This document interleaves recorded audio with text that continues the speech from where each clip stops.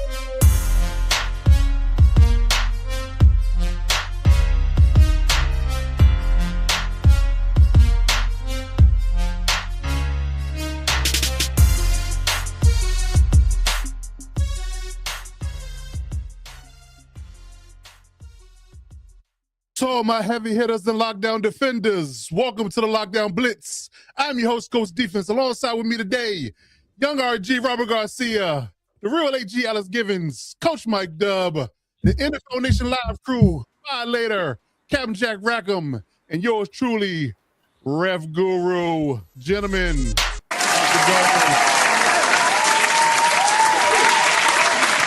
Oh, good. Indeed. Week 16 is upon us.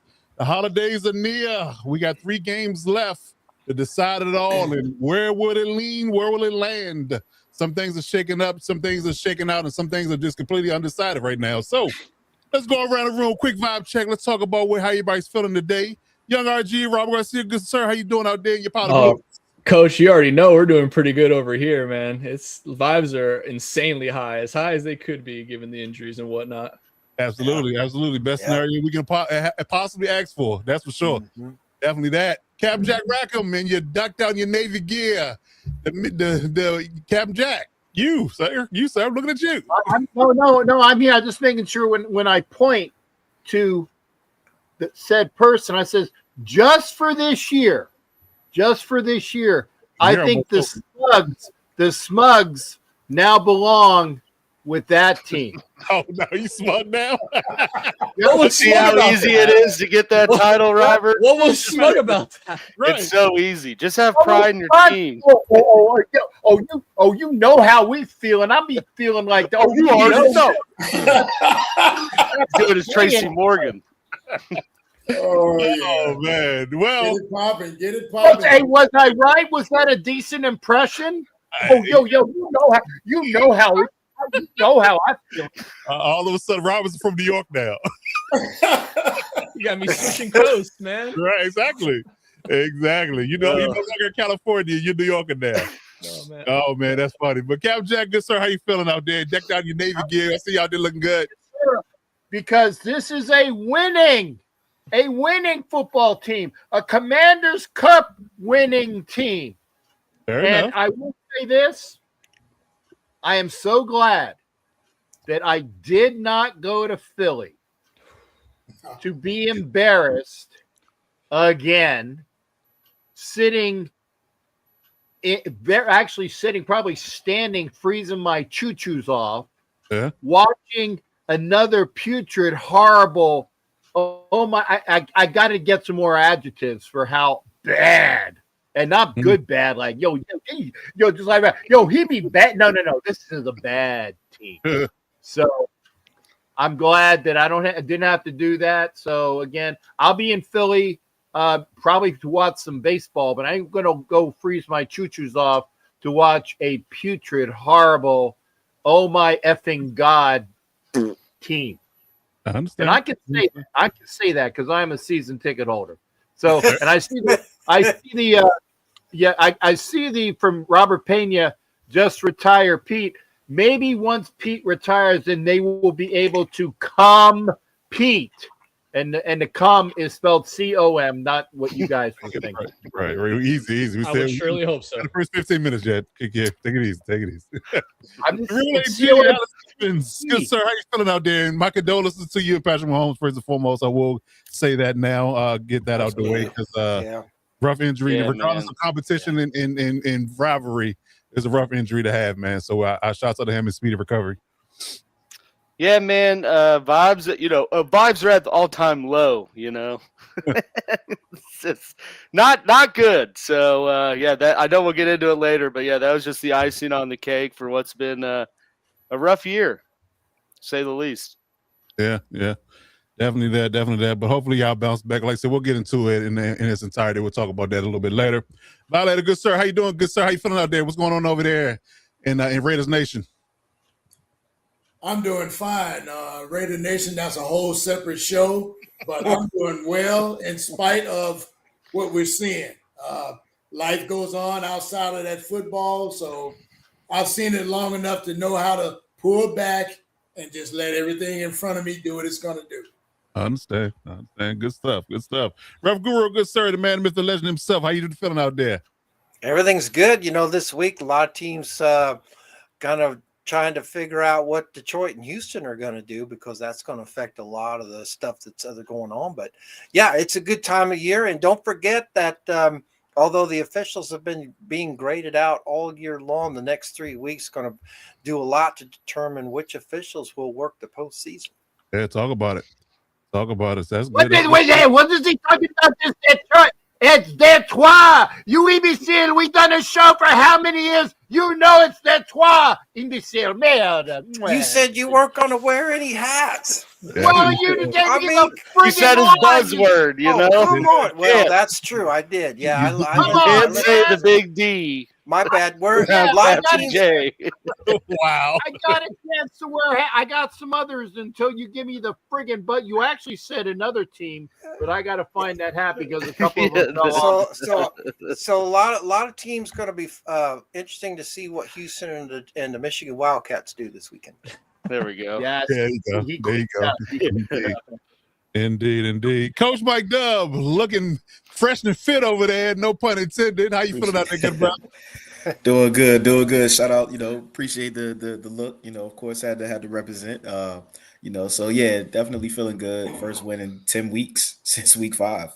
Wow. So, yeah. It's been a long time since we've been in the win column. It was a completely useless win that put us lower in the draft stock, but it's okay. It was a divisional win, and we'll take it. We're in full evaluation mode right now. So there's a lot. There's a lot to be excited about though in Washington. I mean, they're a sleeper right now, and they've had some injuries, I think, too. But that's going to be a team that's going to do well going forward. I agree. Hey, don't talk about sleeping around in Washington, man. We don't want to make this a Wow. Absolutely. The easiest stuff, man. Come on.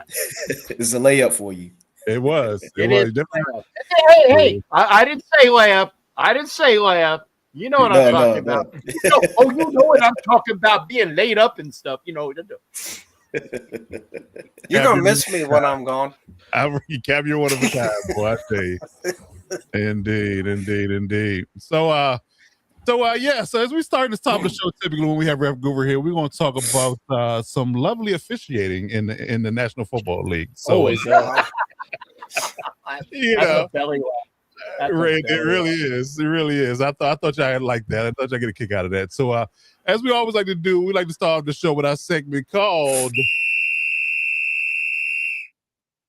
As the ref. So I got something that's near and dear to my heart this week, and I've been waiting, and I picked the right show to talk about it because it did rear its ugly head this week in the Chargers Chiefs game. So first and foremost, I want to talk about, before we get into questions from the panel and or the chat, I want to talk about officiating targeting. There was some physicality in the Chiefs and Chargers game, to say the least. Cold weather game, but it didn't bother anybody.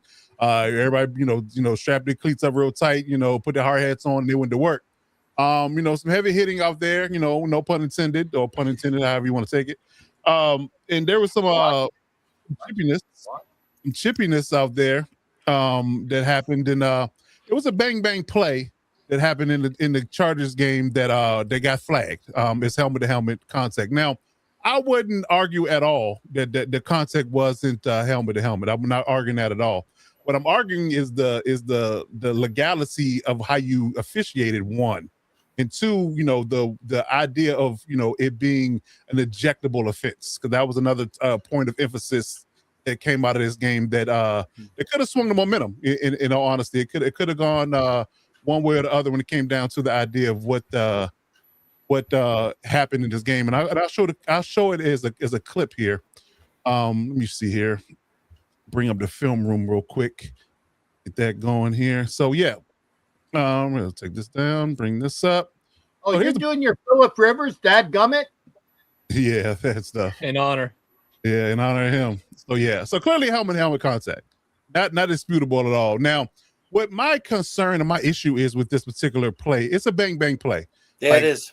Yep. Tyquan is jumping for the ball. He's coming down. He's lowering his catch radius, trying to limit the impact and trying to protect himself.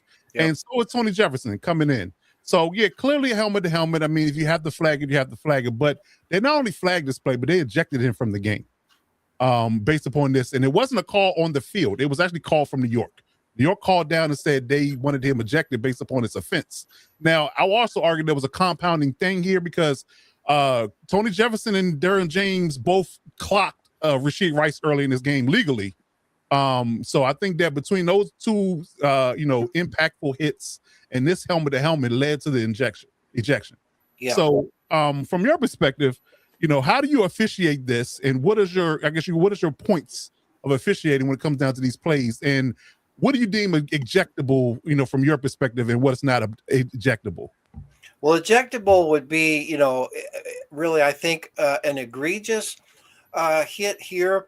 But to your point, I think that while this probably isn't really in the category of objectionable, I think what they're trying to do here is to let the teams know that any previous or any future chippiness is not going to be tolerated. So this was our opportunity to shut that down. Okay. I think that the officials on the field should have done a better job with that, just in their overall game management. But I think because he's not launching, I don't think it's objectionable. I think what you have here is you're right on all these points. It's a bang bang play. You got two players basically lowering themselves to minimize the impact, but you end up with impact as a result of them lowering themselves to try to minimize the impact. But I think that with regards to what the officials see on the field, they get 1 second to evaluate this. And I think the fact that the crown of the helmet from the Chargers player, clearly it's the Chiefs player basically directly in the head, they're going to hear that as much as anything, as much as seeing it. And I think that you'd be surprised at what you can hear out there for these types of plays and these types of contacts can do as much to draw the flag for you as an official as the actual visual part. But I think the fact that you have both of those combined, you have what we can't hear the sound here, but I can assure you that down there on the field that they heard that, and that they see the contact with the crown of the helmet into the Chiefs head of the Chiefs player directly. That's a flag. Now, could there have been ways to avoid that? Possibly, but when there are basically any doubt for player safety, we're going to flag it. They can argue, both sides can argue all day long about, hey, the players are trying to do this, the players are trying to do that. That's not a factor on the officiating front. You can take that up with the competition committee, the coaches, all that other nonsense. But we have a crown of the helmet.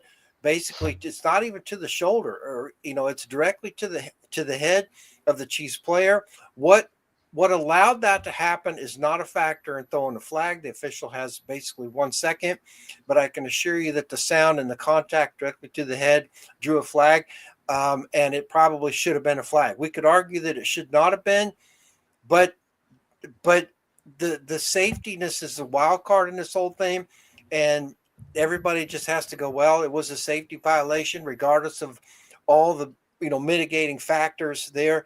Was it ejectionable? I think from the angle that we have here, the answer is no. But we don't know what was seen by the official and his or her angle that threw the flag. So with that caveat, maybe they saw something prior or before or during that we're not seeing. So we have to give them a little bit of a benefit of the doubt there. But just based on this, I wouldn't call that necessarily a ejectionable offense. However, if there was nonsense prior, the officiating might have New York may have said, we're gonna make a statement here and let the teams know that we're not going to take any more of this. And so I think all of those factors probably led to what happened. Again, we can always go back and forth and debate about the whys, the hows, and woulda, coulda, shouldas, and those are all valid arguments to a point. But in the 1 second that we have to evaluate this, given the probably the sound that occurred there, the positioning of the officials on the field, and the NFL making a statement here with the player being directly hit in the head with the crown of the helmet, we got what we got, and it's not my most favorite thing, but I think we have to defend it in this case. Okay, fair enough. Hey, Yeah, Ralph- so I'm not defending the call from the helmet to helmet perspective. It happened. Yeah. The bang bang play. Yeah. I would like to see, as a moving forward point in this, in I guess the progressing this rule, because we've seen, I've seen is even in this season alone, that there's been in college and in pros there been intent involved. Like you've seen guys literally launch themselves helmet first, and it's almost like a missile or torpedo type of action. Exactly. And that's egregious to me. And I think that's why, again, we have the one angle here. So I still got to put the caveat in there that we don't have the on-field angle. But based on what you're saying there, I agree this is not a defender that's trying to make a statement here. He's not launching himself. I think it doesn't rise to the level of ejectionable. But we have those caveats, and given that piece of it, and without the NFL's transparency, be able to say, well, this is why we did it. We may never know. So I know a lot of times in these conversations, I have to give you all four sides. But I think that's important for the fans to understand that there's nuances, there's rules, there's the philosophy, there's the implementation. All those things all factor in to whether we do and whether we don't. But again, notwithstanding the caveat of what the official saw is on the field, and I hear what you said about the ejection wasn't from the referee, so to speak, but from New York. I think that New York is probably just saying we don't want any more of that in this game, and I think I'm hedging that maybe that had more to do with it than the actual contact. But it is a crown of the helmet to the head of that receiver. How that happened, again, is another part of the debate. But the fact is, that's what we have, and I think we, for player safety and all that other stuff, we're going to just have to go okay, and that's what we have. And I don't like to have to defend that because this is football, it's contact sport, blah blah blah. Right. But given what the way it's done these days, I won't argue too hard against the fact that was an ejection. I think it's borderline, but it is what it is. Yeah, and like I said at the top of this, I think it was the compounding of other things that happened with the Rashee Rice hits, Rashee Rice hits, and then this one kind of led to the idea that they wanted to quote unquote regulate the I guess you say the chippiness in the game, and that's the situation, that adage. I agree with you on that front, but the other part of this, and it's a good point, Coach, because the other part of this we don't have is what if any conversation the referee had with the official that threw the flag, and or any conversation the referee or the crew or the official that threw the flag in conjunction with the referee had with New York, if any, because I'm almost certain that the official that threw the flag was asked by the referee, the white hat, is it ejectionable? And if they ruled that it wasn't, New York obviously could step in and say it is, but they don't probably have the same angle or sound that official had that threw the flag.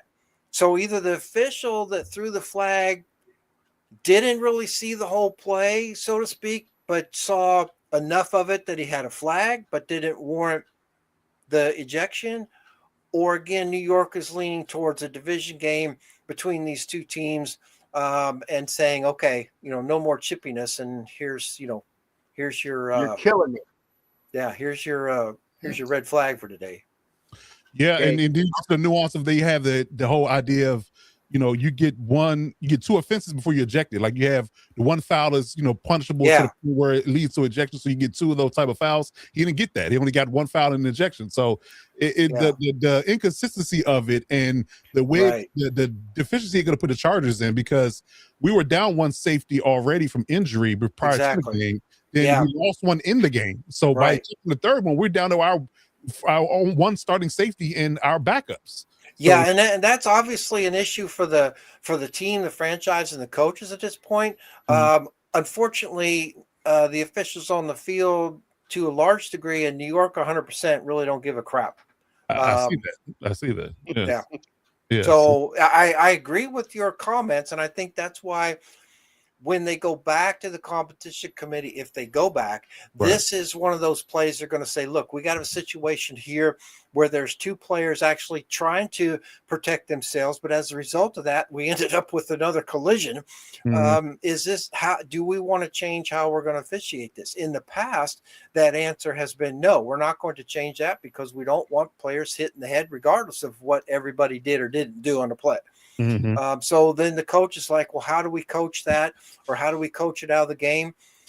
I don't know. It's a contact sport. We're not in a place where we can maybe resolve that at this point. But I can assure you that the officials are going to be like, I got helmet to helmet contact there, and I got a flag, and we're not going to try to argue that it shouldn't have been. The ejectionable part, they could probably have a conversation about that. Okay. Yeah, because I think intent needs to be involved in that conversation if they do revisit it, because again, what your intent is to launch and hurt a person that's with your helmet, that's definitely egregious. But exactly. Play with a game that has a regulated amount of violence in it, it's really hard to punish a person for playing the game of football that you designed. So and we've said this before, not only with this type of a play, but with this whole thing about them not knowing what a catch is anymore. Yeah. When you don't have a definition, you don't have consistency. When you don't have consistency, you have chaos. And so here we are. There you go. Okay. Cap, you had something on this topic or add on? Yeah, about 5 minutes ago, because you're killing all my timing. Okay. I said, first off, where was Ref Chippy this week?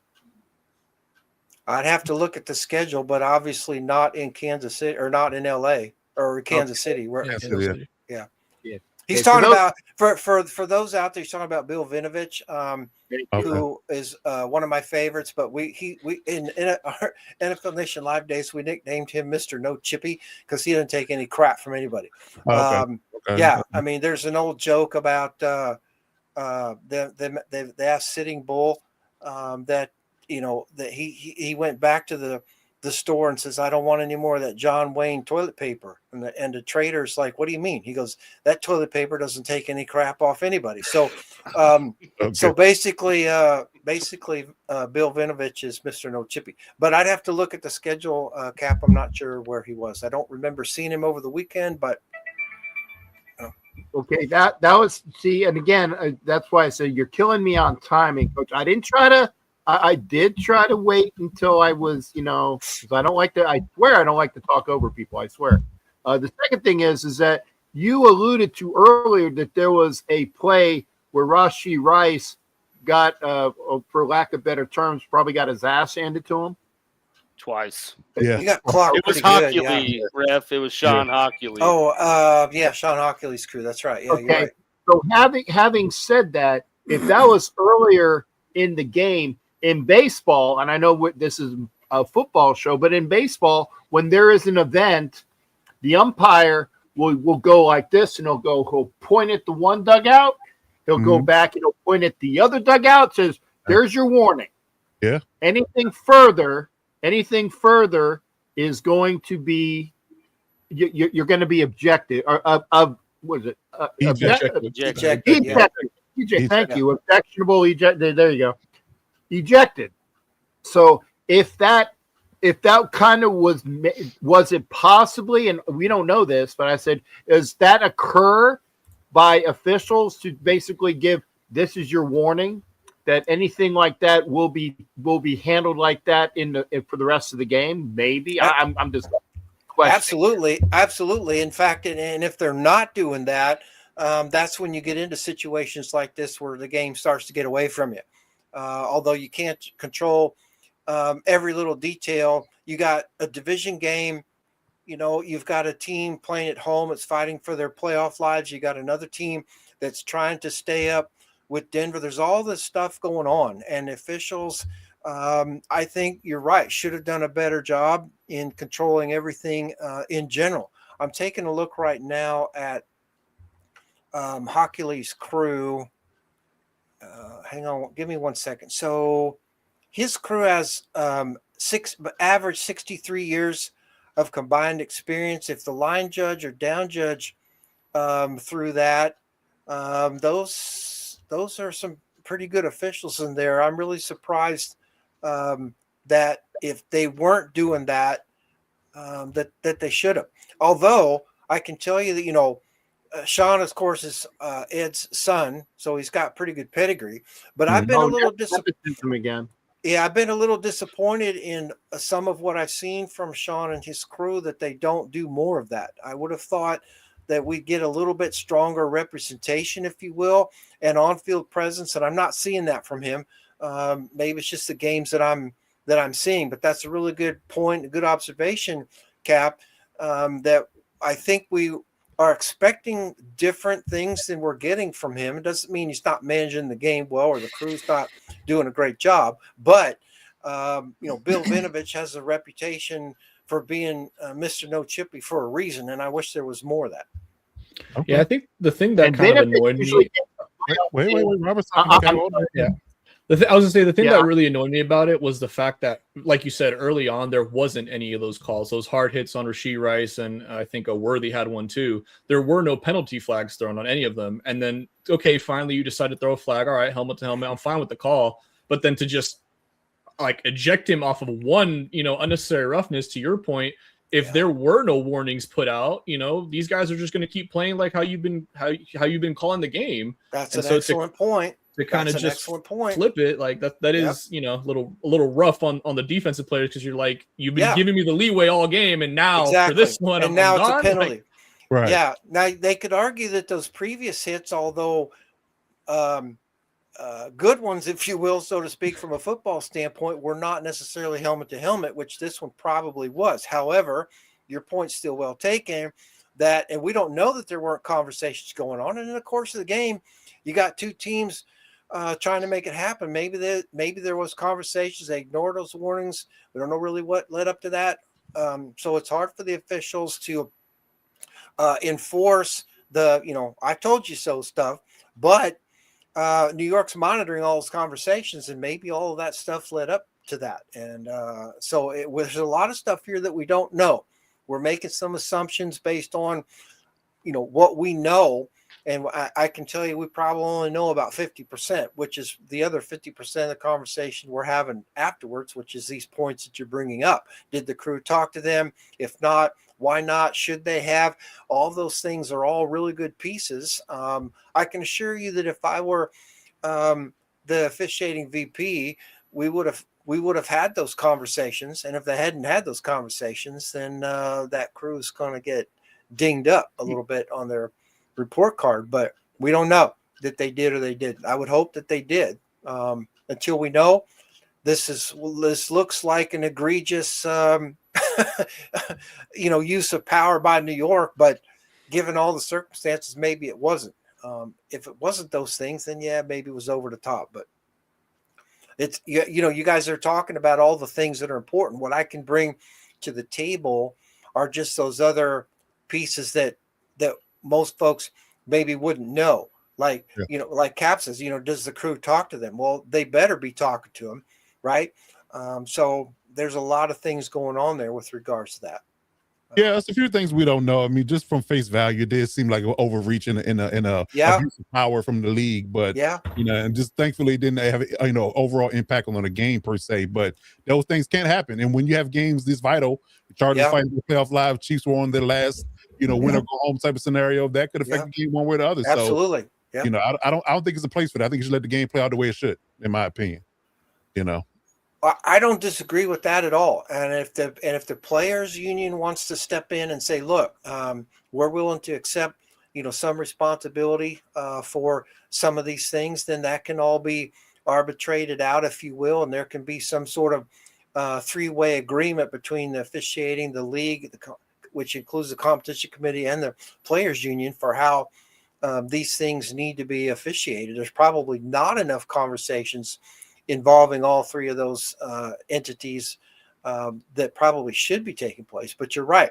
You got players' lives, careers, and everything else on the line here. And you got 1 second to see one play. And, if they want to hide behind that it's a safety call, there's not much we can do about that. Indeed. Okay. All right. I got four things, and I had to put them down because I'm like that guy squirrel. I forget them real quick, so I actually had to put them down. First off, Gene Steratore can. I will keep the last of it frank. Keep it clean.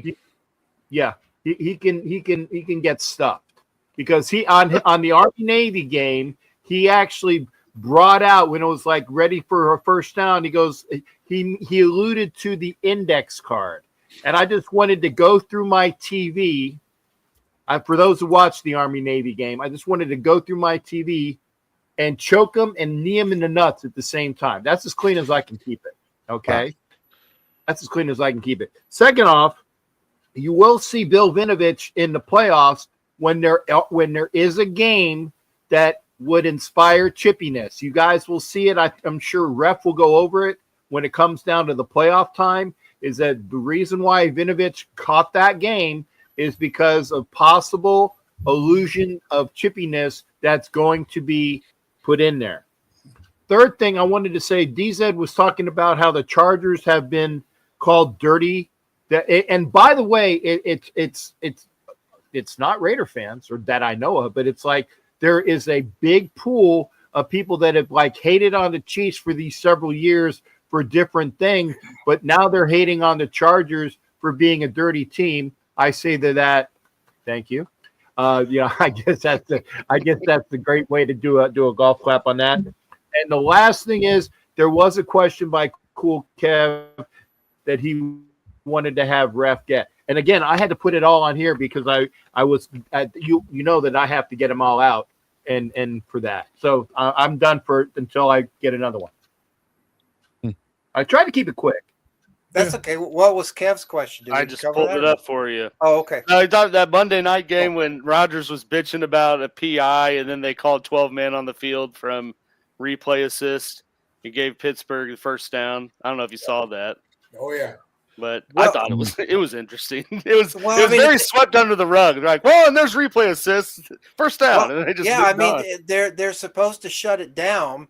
That's not supposed to be a live ball foul anymore. If there's 12 men on the field, they're supposed to shut it down. And if they didn't shut it down and the play clock's not gone, replay assist can come in. And if I didn't see what happened there, But if they did, they did. And if the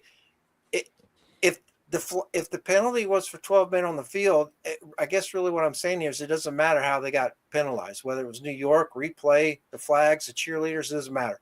12 men on the field prior to the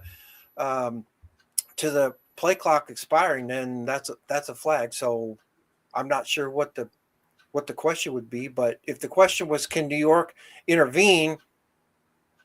I think it was more of a tinfoil hat observation. Well, yeah, but yeah, we're in this weird time now because replay assist is they don't really they say they have rules for when replay can assist and not assist, and technically they do, but they use it for their convenience and to go, oh well, it's replay assist. Well, was it? So that's just their excuse now, because the official, I don't think the official role of replay assist has really been very clearly defined. I think it's been a roundtable discussion with, okay, yeah, they'll do this and they'll do that. Yeah, they'll help you with that or that. But I haven't seen anything in any book that says they can do this and they can't do that. And well, and who knows how many of the developers of it are pushing people to use it in other stuff to show what it can catch. Well, I think that's exactly what happened. That's that's coming. I think it's a conversation for another day, potentially, but that kind of raises a red flag for me because I thought that replay assist couldn't necessarily, generate another foul. Replay assist is not technically allowed to throw a flag, if you will, or put a flag down, if you will. But we don't know. They could have called in and said, "Oh, Mr. Ref, did you have a flag on that? Oh, I thought so. Yeah, I thought I saw a flag on that." Oh, that part. Okay, now I get it. Yeah, I do now. Oh, yeah, I got one for you. Oh, there it is. I couldn't get it out. I was looking for it over here. Thanks for letting me know where the flag was. Yeah. Can't get it out, can't get it up. Same thing. Yeah.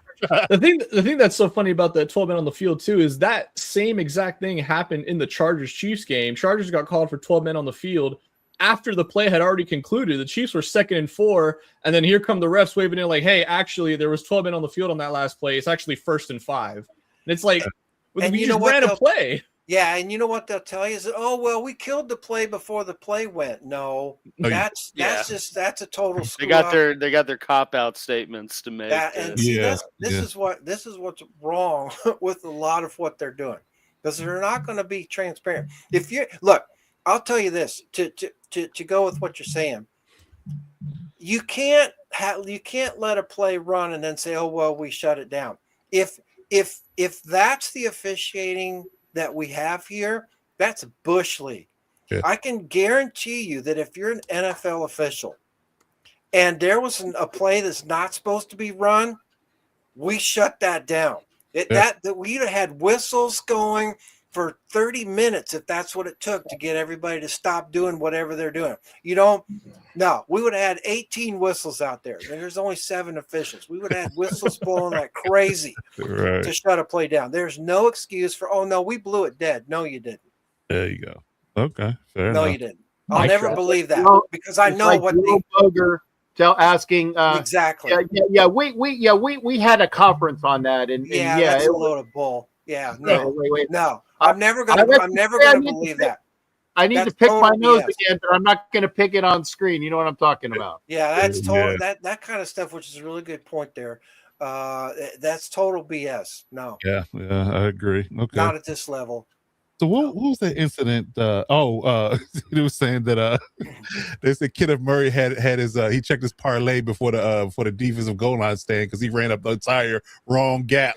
To let them score in the Dallas game the other Sunday. So I don't know what he was looking at. I don't either. The guy happy he's off our team. I think that smelling salt's got a little too high up into the neurons. The guy ran up the right B gap and he ran up the left A gap. That's how bad it is. Mind you, it was a fullback dive and the halfback went to the right. So even if he was that's what I'm saying. I don't know what he was looking at all. We had that happen to us in 8th grade and we never saw that kid again. So I don't know. Thank you. Exactly. And this guy's a pro. First round I pick, meant- by the way. I'm saying, man, Where- why where can't I was get this? paid millions to be bad at It my was job? Kenneth was Murray in the Cowboys game. Cowboys Vikings game. Yeah. He ran up Yonder. the right A gap. The other guy ran the Oh, left A gap, It and he was totally missed it the was play. it was brutal. On the goal line, no less, and he scored. So, yeah, there you have it. All right. So, anybody have any more questions for Ref Guru before we move on? Amazing as always, Ref. I Indeed. got to tell you, before we go, there's a lot of chatter about a few calls, but the one was the Rams. Yeah, I was going to game, ask about the Parkinson. You know what? That was Yeah. It goes to what you talked about last week. That was an incomplete pass. The NFL's New York argued that, well, he didn't have possession until he crossed the goal line. No. First of all, he never had possession. Second of all, if that's the case, it's an incomplete pass. Yes. At the very worst, it should have been down at the 1, but it was an incomplete pass. And if you look, here's the other thing about that play. If you look at it at the end, the ball comes out. So not only did they argue that, oh, well, he didn't have possession until he crossed the goal line, but they never said, oh, and he also survived the ground, which he didn't do. But likely didn't have a touchdown for the Ravens because he didn't take 85 steps after catching. Yeah. I mean, officiating is so screwed up. It's brutal. It's brutal in these streets. I'm telling you. I mean, that was an incomplete pass that turned out to be a Rams touchdown, and I don't know how they can hide from that. But it was an incomplete pass. The ball hit the ground.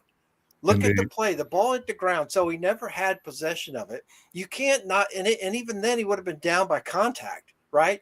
But he wasn't even that. And then after it was over, the ball comes out. But they never said, oh, well, he also survived the ground. So he didn't make any of the, got to make a catch, get 2 feet down, or 1 knee equals 2 feet, or 1 butt cheek equals 2 feet. So he didn't make a football move, survive the ground, send his girlfriend flowers. No, he that was an incomplete pass, but likely didn't get a touchdown. So Ravens fans are looking at it like, what? I know, right? Yeah. What I got to do here? Look at We this. have to break somewhere, somehow. Yes, indeed. I'll tell you what, we're going to get to the point where there's a game that really matters. That's my problem. I mean, an AFC, NFC championship game or a Super Bowl where, because they don't have this nonsense under control, a bunch of people are going to lose big time bucks on some game that really matters. And then they're not going to be able to ignore it anymore. Absolutely. Because somebody's going to sue the league and say, you ripped me off out of a whole bunch of money. And this thing gets ugly really, really fast. So they really need to rein this in. They really need to figure out what they're doing, and they need to do it now before we end up with something in the playoffs that really ends up costing the team and a bunch of other people a whole bunch of money. It's getting crazy. Yeah, and it'd be way worse than calling the coin flip wrong. Yeah. Way worse than calling the coin flip wrong. That's for sure. Indeed. Heads. He said heads. No, I didn't. All right. Good, sir. We appreciate you. Happy holidays. And ladies and gentlemen, as always, Ref Guru. Enjoy the rest of the regular season, and we'll be back for the playoffs. Indeed. Good, sir. We appreciate you as always, man. Well, we will see you Good to be down here. the road. Indeed. All right. All right, gentlemen, let's get into some headlines. Hit Squad headlines. All right. So man, let's get right to it. Let's not belabor the point anymore. Let's just get it out in the open. We got to talk about the injuries, right? We're in the headline segment. So we're talking about the impact, right? Patrick Mahomes and Micah Parsons both went down this week. Unarguably to me, the best players on both teams. They lose them to ACL injuries. Patrick Mahomes has the LCL and ACL. I think they just called Micah's an ACL. So we're looking at anywhere between 9 to 12 months of recovery for both gentlemen.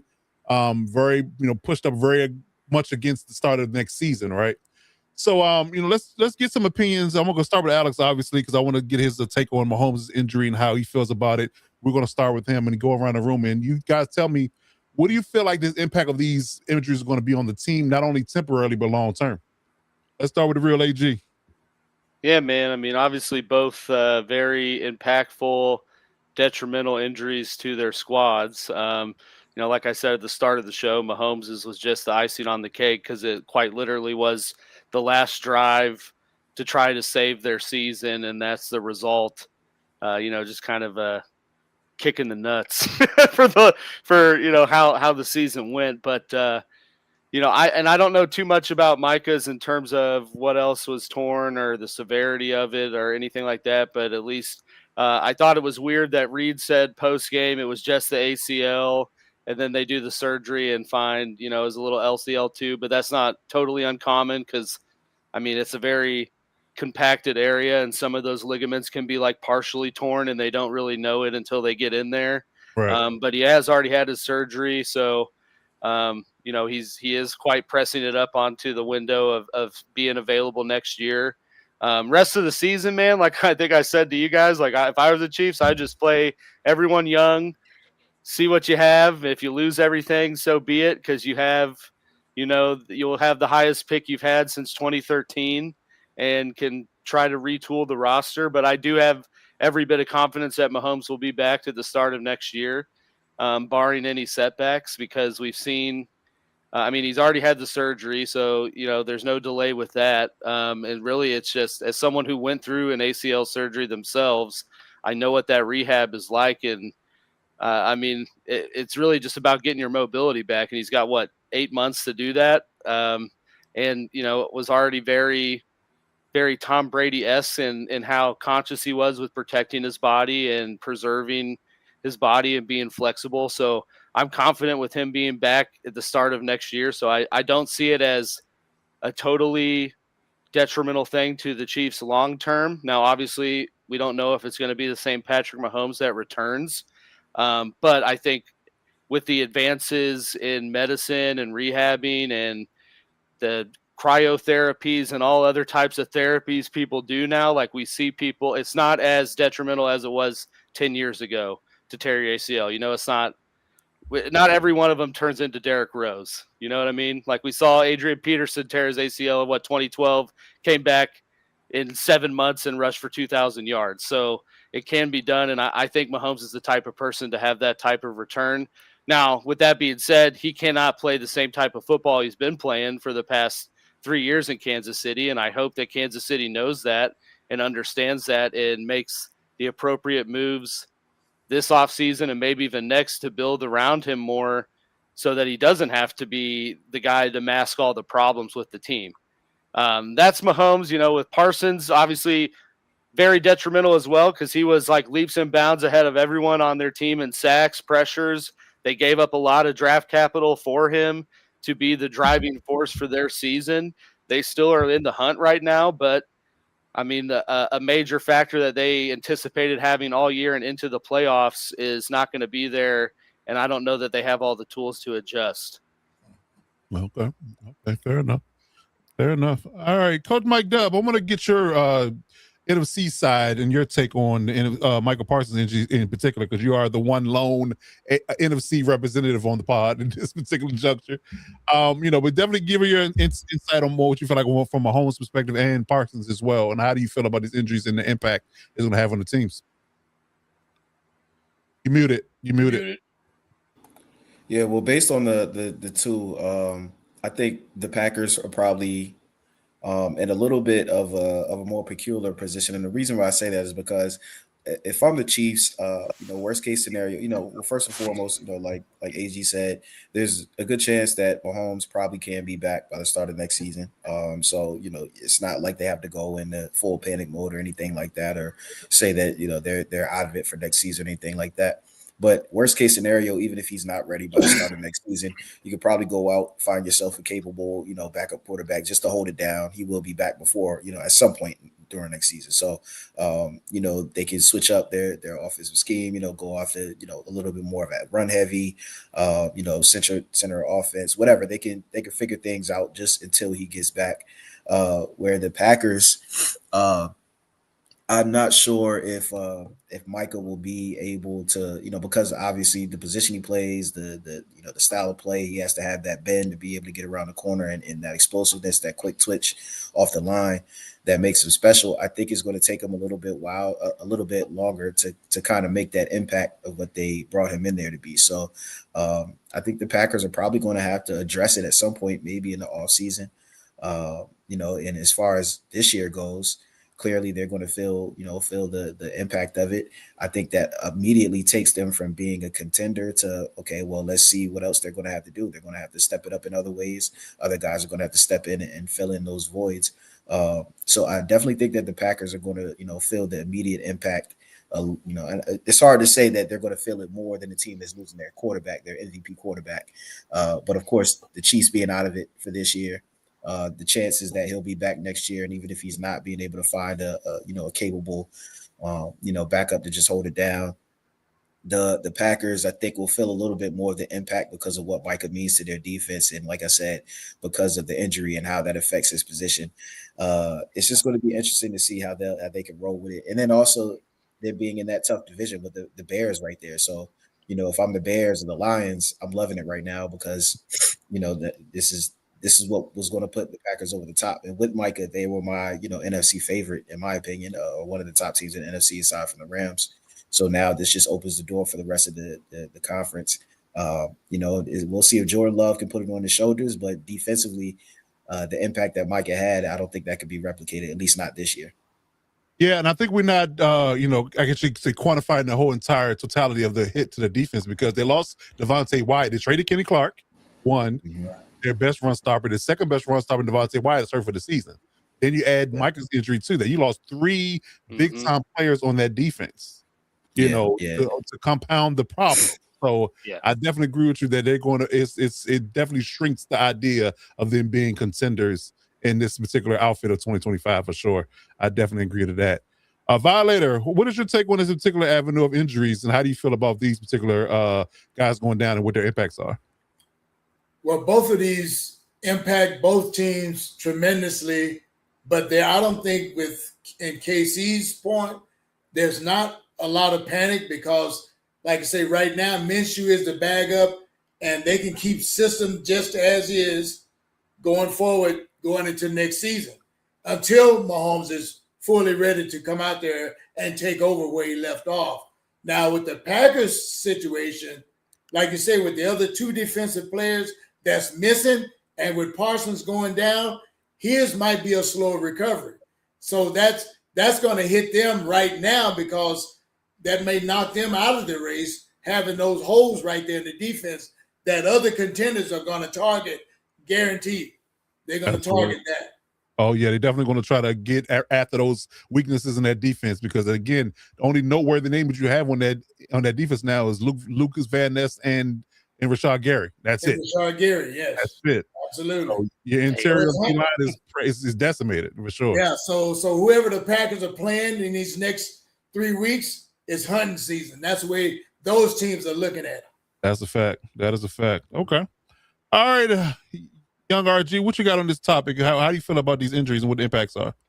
Yeah, first I'm going to start off by saying, like, obviously I absolutely feel for Mahomes, and I get it, division rivalry, all that, but I mean, you never want to win a game like that where the star player on another team goes out, at the precipice of the game being over. Absolutely. I mean, you could definitely, I'm not even a Chiefs fan, and you could just feel the energy just got ripped out of that stadium the minute he starts limping off. And I mean, like, Minshew, yeah, they were in position to kick a field goal potentially, but as soon as Minshew came in, I don't think any Chargers fans were worried about losing the game. They were just like, damn, to see Mahomes go down like that.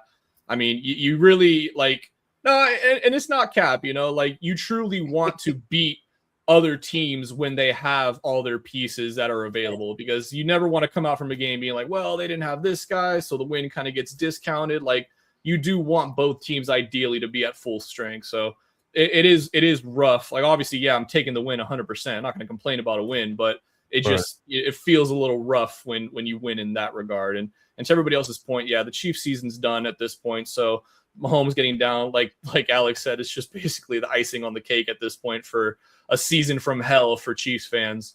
Well, I think he likes icing. I don't think it was icing. It was more something, Yeah, maybe a big steaming pile of shit. Yeah. The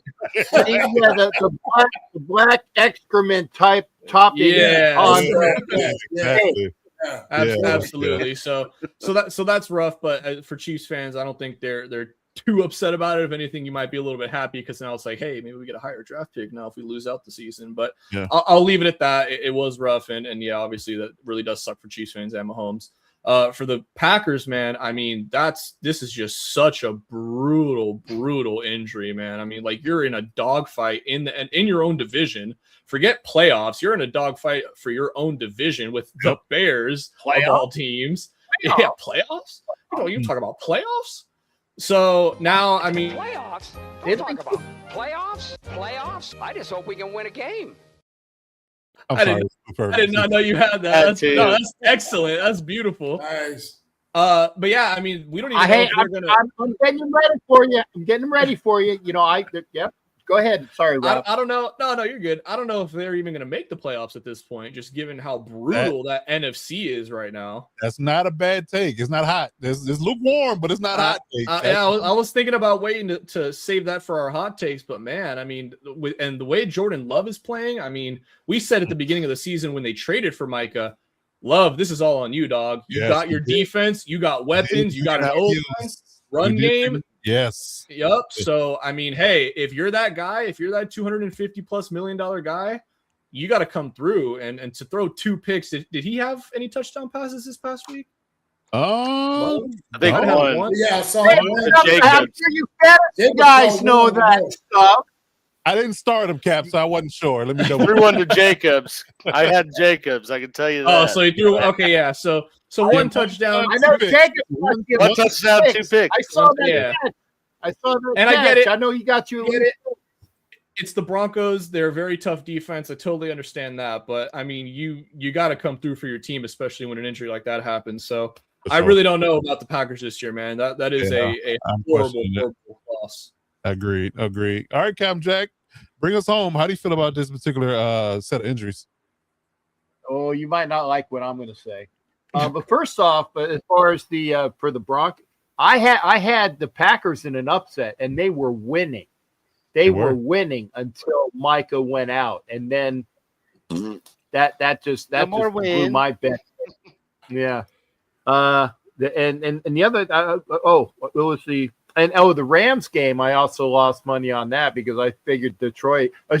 Detroit. See, I haven't said it myself. Wow. See, I'm sure that other guy Detroit was going to hang within 5.5, and they blew that like a. Well, I won't say that's just too obvious. But anyway, as far as for Patrick Mahomes, I think that this is God. I can't even say it without saying this is not hate. There are a lot of people that is hating on the injury just because of who Patrick Mahomes is. Now, I heard from a lot of different people. No, not even me. This is just the way I know that the line that he went like that. I caught you, mother. Anyway, that's your number one. That's for you. But no, it's not, because I heard from a lot of people when I was there in Kansas City how wonderful a person he is. So the people that don't get a chance to see Patrick Mahomes in and around the area, it's unfortunate because he's from what I understand, a great guy. Now his brother or his father, there's a lot of different negative things about that, and I'm sure that Real will say that's true. But I don't know about his wife either. I'm just going to stay away from that. But this is the other thing about. Damn, dude! Guy tears his ACL. We're going after his wife and family. Well, but here's the other thing though, because he is this generation's version of Tom Brady, where everybody hated Tom Brady. Everybody hated Tom Brady, and this is the new version of everybody hates Patrick Mahomes, a guy who has a lot of ability, but who the NFL has put up there in the golden status of you can't touch him. So he gets a lot of great things that way. Remember how he would go to the sideline and do a little shimmy juke, here, hit me so I can get that penalty. There's a lot of hatred there. And I will say this because I admitted it. When I saw that he was hurt, and I'm not going to go back on what I said it was something that I would not wish for. I wouldn't wish it upon anybody. But at the time, I'm like, well, good. Okay. the one good thing about the injury for the Chiefs is that they're going to have to figure out that you can't have a backup quarterback who is a booger boy or Carson Wentz, or the guy that they had several years ago, which was actually good. And I can't remember what his name is. He finally retired. The Chiefs are going to have to figure out they actually need to have a viable backup quarterback to run their team. Or was it Chase Daniel? Chad Henne or Chase Daniel? Henne, right? Henne. Chad Henne. Chad Henne was a viable quarterback, and he was decent, okay? And they haven't had in my estimation, I'm sure real Alex would tell me I'm wrong or whatever, but I don't think they've had a viable quarterback since Chad Henne. I mean, Carson Wentz was a bubblegum guy. And I don't know. How many teams have a viable backup that not many. You're like, oh, this guy could be my starter. They're a backup for a reason. Some people have a good starter, so I get what you're saying, but that's like a luxury. The thing is that, hey, you know what? Vince Evans is probably still available, and he was a viable backup for the Raiders when they had somebody that they need. And I know that's a joke because Vince was playing into his 40s, but damn it, he was actually a decent quarterback that you could. So you're going to have to look at Booger. Booger is not the answer. So you're going to have to go out and find somebody that's going to have to carry your team next year. But this is the other thing that people were saying is this the time for Andy Reid to, check his, yep, it's about that time. We don't know. And we kind of know that maybe this is the year that Travis says, yeah, my girl told me I need to leave at this point, So there's going to be a possible lot of, ins and outs in the Kansas City organization. So be standing by for that one. Again, like I said, I admit it. When I saw the injury, I said, I wouldn't wish it upon anybody, but I was like, it couldn't have happened to a nicer guy. But that was before I knew it was an ACL. And now I'm hearing it's ACL, MCL, PCL. That's AFU. I see how I did all of those. That's wrong though. It was just the ACL, LCL. Yeah. Okay, but it's a complete wreck of his knee, but still a wreck. But still, it was more than just the ACL. So hey, the Chiefs, just like we said before, they're not done.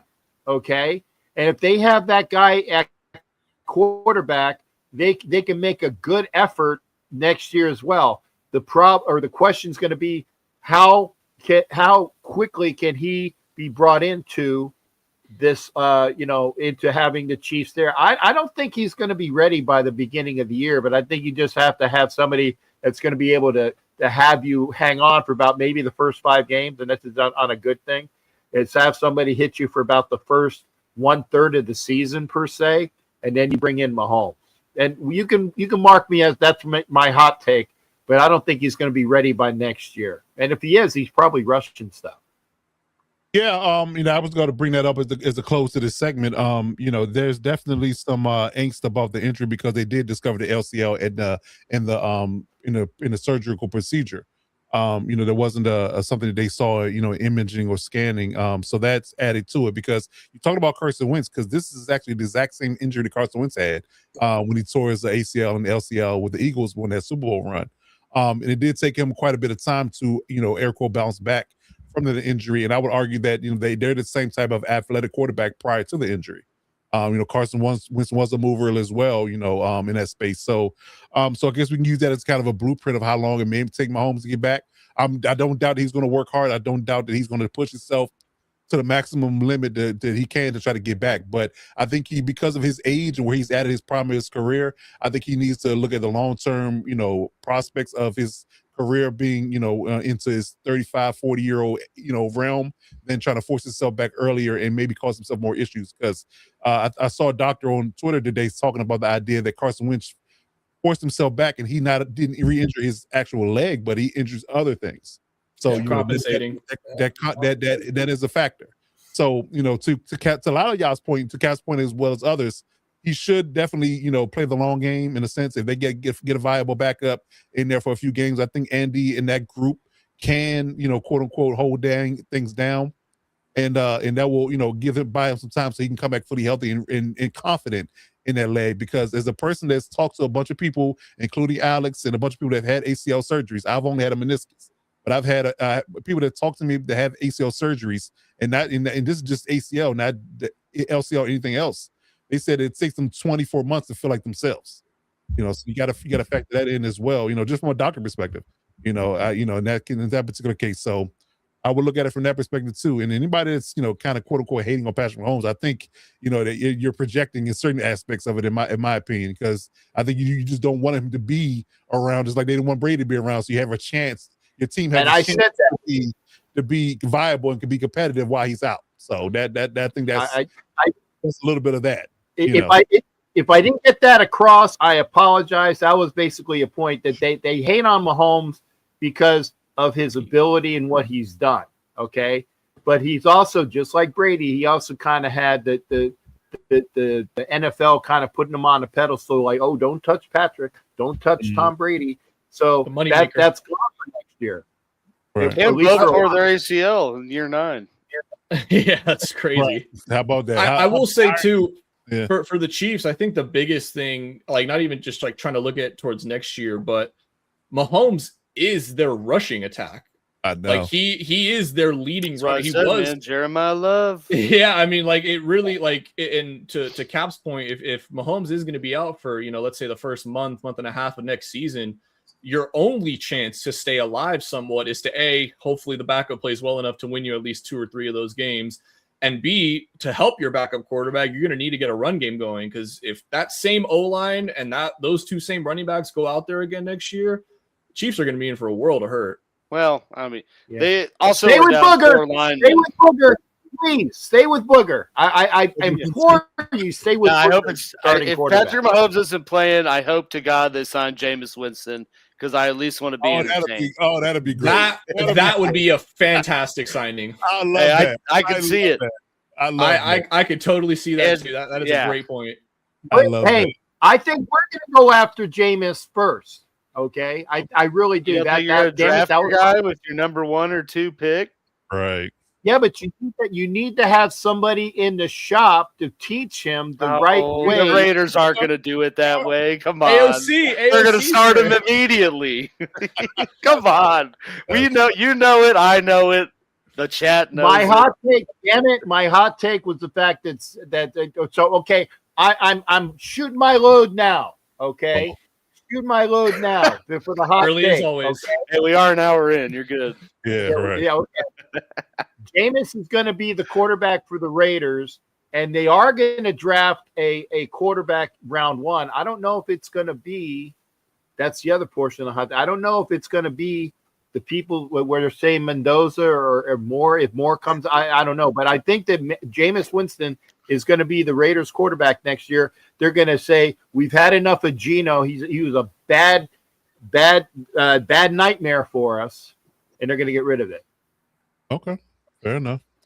Sorry. You gave me the opening. I had to shoot my load there. Okay. Double tap on the load there. You stay away from the blue pills. It was just dust after like a puff of air. Just that's ageism and cockism. Okay, we go off the rails now. All right, let's get back on the tracks here. Let's move on down the line. So we talked about the injuries, and let's talk about another sad story in the AFC. Let's talk about the state of the AFC North. What happened? What happened where we're looking at a perspective that clearly the Browns are just perpetually bad. The Bengals, 3 or 4 years ago now, I think we at this point they were in the Super Bowl conversation. They're no longer there. They still going right, but luckily. And then they are, now they got Joe Burrow making controversial retirement, right? Controversial statements at the podium. That's a mess. The Ravens, we just can't seem to figure them out, and I don't think they can figure themselves out, which is the biggest problem. And then you have the Steelers with the aging and old quarterback in Aaron Rodgers, and we don't know what they are either. So Let's start with Coach Mike, though. What do you feel like the state of the AFC North is at this point, and do we feel like it's going to get any better anytime soon? It's really embarrassing for a few different reasons. First of all, and let me just start out by saying this. I gotta get this off. I've never been a caper for for Shador or for anybody else or that whole situation. Just talking about the Shador situation, I wasn't one of those people that he could do no wrong and all this stuff like that. I understand he had to go out and prove it.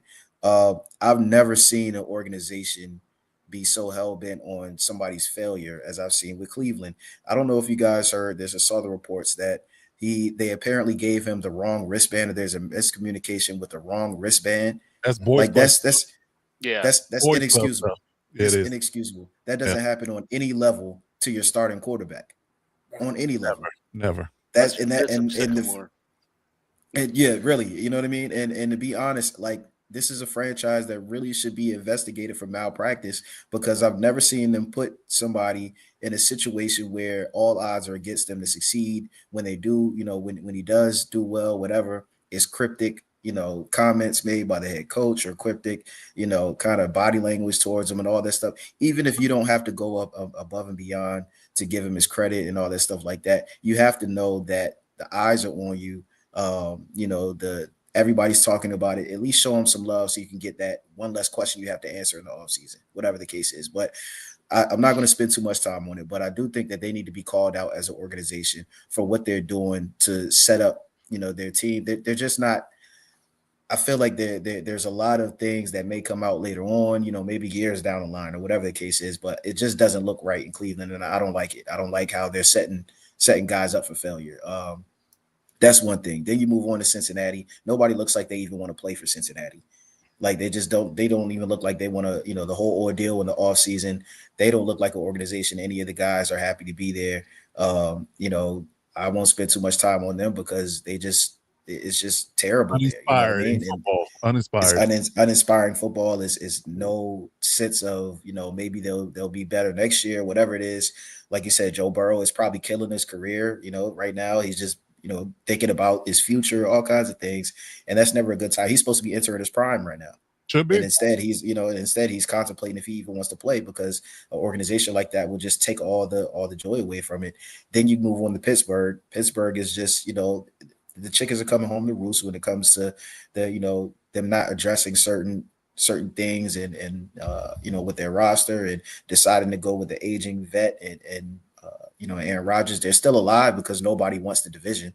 But, if you look at it, Aaron Rodgers, he's getting knocked around as little as, first of all, look at his chin strap. I haven't seen that chin strap since 1996. I didn't even know that they still made those chin straps for the helmets that they have now.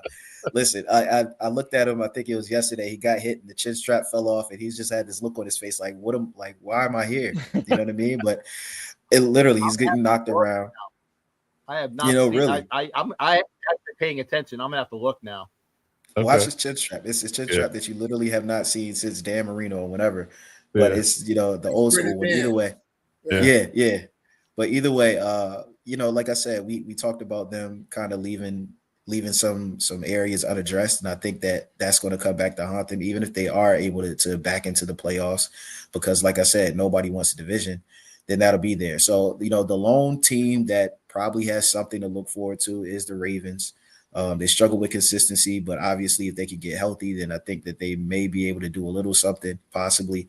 So that's the lone team that just by default is not a total, embarrassment to the league, but everybody else is just, it's sad to see. It's bad football. It's uninspiring football. And it's disappointing because coming into the season, there were talks about, possibly almost every team being able to compete, or at least aside from the Browns being able to at least, contend for a playoff spot. And now it's just, we're talking about 3, if not all 4 teams almost being an embarrassment to the NFL, at least how they handle things off the field and on the field as well. So I have nothing good to say about the AFC North at all. Well, yeah. Listen, I want to end with that. I ain't gonna lie. I'm good with it. Doug broke it down completely and concisely. I'm not sure if I can top that. Only thing I'm going to add to that is the only fun thing about the AFC North right now is to see if Myles Garrett's going to break the single sack record for a That's season. the only fun. That is the On only a good 3-11 team. Yes. Like crazy. And I think that's what the thing hired that a frustrates me baseball the most. analyst to be their GM. You know, Right. You know, and yeah, exactly. the money ball guy. What's we I'm doing? telling you, like it's crazy. And that's the frustrating thing is that there's so much talent in the AFC North. You have arguably the best receiver in the AFC North, arguably the best defensive player in the league in the AFC North. Both are wasting their careers away in their respective, towns. You have a two-time MVP, best quarterbacks, right? the best league quarterbacks. ever. Yeah, the winningest, the team with the most Super Bowls in history and all that. It's just all kinds of things, and it's just throwing it away because I don't know. It's frustrating because and when I talk about Cleveland, we're talking about the integrity of the game now. You know what I mean? And just you got people that really invested, not even just the players, but the fans that have poured their hearts out into this team, and to see a front office and coaching staff and whatever else is going there play these little political games or whatever games because they don't like a certain player or just not put a player up for success. It really, kind of bothers me because now you're talking about the integrity of the game and, just play football. Just play football. If they just worried about football, I think a lot of these teams would be in a lot better place. But, that's it for my soapbox on the AFC North. Yeah. Listen, it was a great one. It was a great one. Not much you can add. Yeah, right. Listen, like we just let you just ISO'd on you. Just got the Steelers puncturing their own players' lungs too. That's Mike just waved us off. He's like, "Hey, I got this, y'all."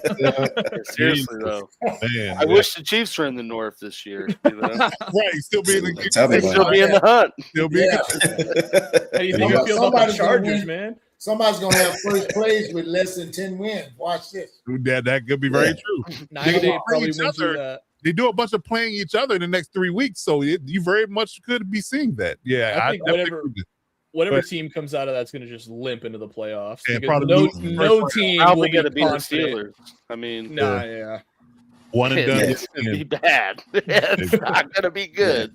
And then it's going to beg the question that it's been thrown around where do you just take the top 7 teams instead of division winners because you're going to have. We argued that in the past. We argued that in the offseason. We did argue that in the offseason. We talked about that heavy in the offseason. You're right about that. You can't have Tulane getting into the playoff, Yeah,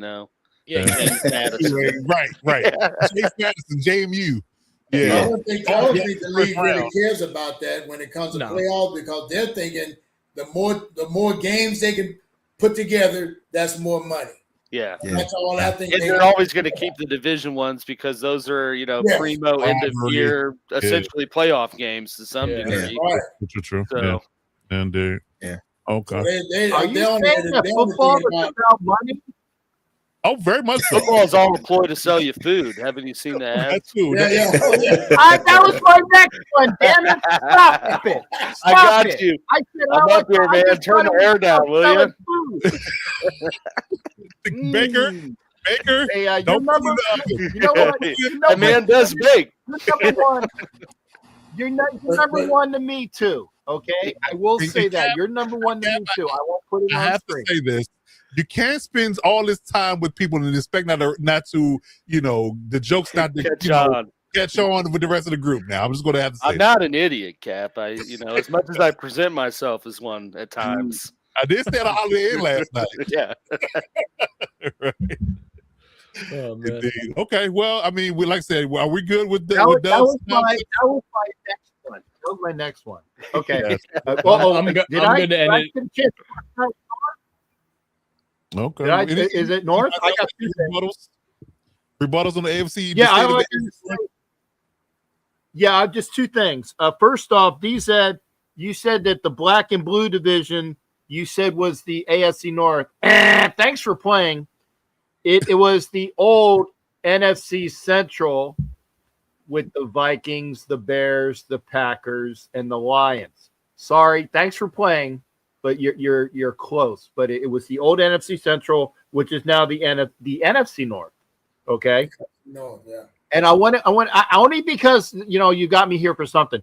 And I wanted to ask, did anybody else see that one of the reasons why maybe that Shador is getting screwed over is because that his father threw water on Tim McCarver years ago when he was doing an interview, and Tim McCarver is Kevin Stefanski's grandfather. That's a myth. That's not true. I looked into that. Yes, that's a myth. That's not true. That is deep fake. The reason why they're screwing over Shador is because he was the second QB drafted. I saw that and was like, well, damn, there's your answer. And then I'm Googling around. It's like, yeah, it's not no, I'm glad you, because I didn't have a chance to look into it. I was going to, but then I actually had something important to do. So that's why I didn't do it. But yeah, if Kevin Stefan, okay, I was just saying, if anybody else caught Stefanski has it out for Shador because the owner stepped in and made him draft him. 100%.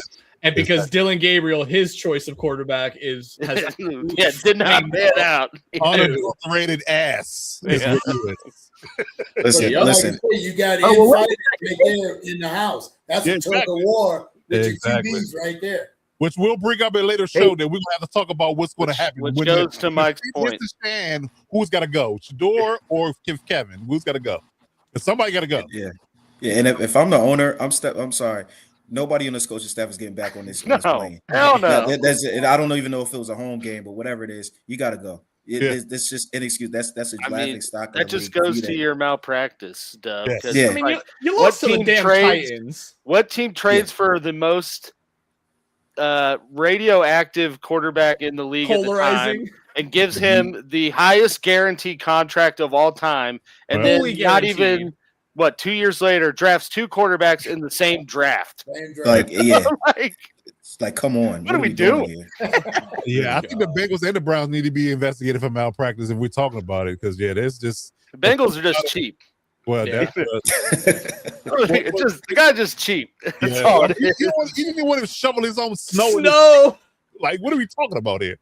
Yeah, it's ridiculous. It's ridiculous. But we'll move on. Don't worry, they cleared out the walkways though. Hey, Cincinnati. I'm gonna say Cap will appreciate this as a sports historian, but Cincinnati and owners never a good history. Look at the Reds' old owner. Hey, yeah. I'll just say Marge Shot, baby, Marge Shot. You gotta love Nazi Marge Shot. All right. Raiders, Phyllis, appreciate you coming through as always. Indeed. All right, gentlemen. So I think Dub nailed it, man. I think if you haven't watched Dub's breakdown, ride this back about 10 minutes, about the hour and 10 mark. He completely crushed the state of the AFC North. Can't do any better. We got short for this week. That's for sure. He murdered that. He definitely killed it. So shouts out to you, Dub. But all right, so let's move on down the line. Let's talk about some fun facts here. Get into some topics here that we want to get into here. It's going to be a good one. We talked all year about how we didn't know anything. Now we quickly and vastly learned a lot in the last 2 to 3 weeks. So we're going to go around the room and do a quick, I guess you can say, check-in with the group and talk about what have you learned in 2025. It is getting close to the holidays. The holiday schedule is coming up fast. Things are going to be moving around differently. So this is a perfect time when we have a full group here to get, I guess you can say, a temperature check on what have you learned all the way up to week 16 in the NFL. So I'm going to start with young RG, Robert Garcia. Tell me, good sir, in its totality, in the 2025 calendar year of football, what have you learned from the NFL? Absolutely nothing. No, I'm joking. Up until this week, it probably was absolutely nothing. Right. But I think, I don't want to say if it's something I've learned, but it's something that has constantly shown up in this age of offenses are just carrying the league and carrying each team. I think you're starting to see a bit of a flip in the ways that teams are starting to attack that, and you're starting to see a lot more of these top tier defenses winning games for these teams, even with these great quarterbacks. I mean, the Broncos, the Chargers, Packers up until they lost Parsons, the Rams, the Patriots, like all these top contending teams have great lockdown defenses, or they are great in a certain aspect. The Bills have one of the best, I think the best passing defense in the league. Obviously they have one of the worst run defenses, but when you're the best in something, those numbers kind of, they're a little bit untrue, to say the least.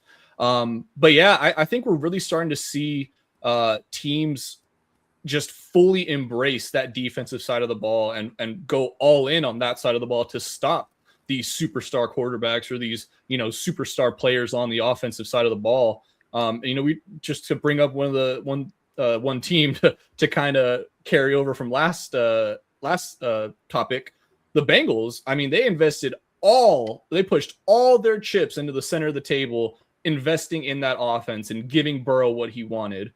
And I think we can all say that was the biggest mistake they could have ever done. We all said it when it happened, but now just seeing how this year has unfolded, I mean, that's more true than ever. So I'll keep it short with that. But yeah, I think defenses, you're going to start to see this year, you've seen it, and we'll probably see it in the next coming years, that defenses are going to start to take over this league. It's not going to be so much of, can our superstar quarterback carry us to the promised land? It's going to be, can this defense carry us to the promised land? Okay. Good stuff. All right, Alex, you're up next. I'm going to let Dub go first because he might steal a whole show again. He needs to cool down a bit. Too hot. It's too hot. Yeah. I do. Now, what Robert's point was my backup one. If mine got taken, that I think we are seeing a shift to defenses being more dominating again to combat the kind of offensive spree we've seen here the past few years. But I think what I've learned is that I think this is the Bills' year, man. I think it's finally getting right at the right time. They beat the Patriots. Just looking at the potential AFC slate of playoff teams, I mean, Josh Allen's going to be the proven commodity on that side of the ball. It's all looking good for them to make a deep run, and the team that has been in their way every year is not even going to be there. So I think the script is starting to get writ pretty well for Josh Allen to at least get to a Super Bowl. Well, I tell you this, of all the thorns in the side are gone and he don't get it done this year, will he ever? Yeah. Well, yeah, that's it. Maybe that's some of it too. He kind of has to, right. Or the narrative's going to change a little bit, Indeed. Okay. He's the best quarterback remaining of the AFC teams in the playoffs right now. At least the most experienced. So yeah. Okay. I might argue he's still the best. I mean, looking at some of these other teams that are there, I mean, I take him over T-Law. I take him, I love Herbert. Don't get me wrong, but I'm not an idiot. I take him over Herbert. I take him over. I was waiting for that one. Yeah, I know you were. I take him over the Steelers, Rodgers. I mean, I mean, there's none. Stroud, you're taking him over Stroud. Like, there's no one. You're taking him over May, Knicks. I mean, yeah, Allen is. Yeah, I agree. I fully agree. I guess my only pushback to that would be the fact that he can't. Typically in the playoffs, he can't do it all himself because you're going to play nothing but good teams. You can't get away with some of the things he get away with and play Superman against that Texas defense. Prime example. The Texas defense is not going to allow for him to be able to do the things that he does in most of the games. They had, didn't they beat him? The Texans beat him, but I mean, how many times you see an offense completely change the script in the rematch, and it's a totally different game, Yeah, but you talk about the Houston Texans. I had my hat ready for you. I had it ready. Yeah, Houston Texans. And I'm going to see them this weekend. So there's a little prelim there. Yeah. We'll see. But yeah, their offense and their run defense especially scares me. If they get Ed Oliver back for the playoffs, maybe. But yeah, I have my doubts. I'm not sold just yet. But yeah, I think if you don't get it done, McDermott's going to be calling the question. Will Josh Allen, because of the rise in what New England's doing, will he ever get it done? Is that division even theirs anymore? There's a lot of questions there. If they don't get it done in 2025, for sure. I'm there with you. All right, Captain Jack, what have you learned so far in 2025? That I can use my hats when I get a clue and get a cue. That I can put my hat on at the right time. Okay. And again, if you give me a straight line, I am going to use it for because I have done it a couple times to show. What I've learned is that, and I'm of a man, I will admit this. Okay. Before the season started, when AP went out, I said, of all the head coaches that were available at the time, I was pounding the fist, pounding on the table. Oh, actually, I'm sorry. That sounds bad. I was pounding the table with my fist. There you go. That's better. That was a Freudian slip right there. I was pounding the table with my fist that Pete Carroll was the best coach available, and I wanted Pete Carroll. Oh my God.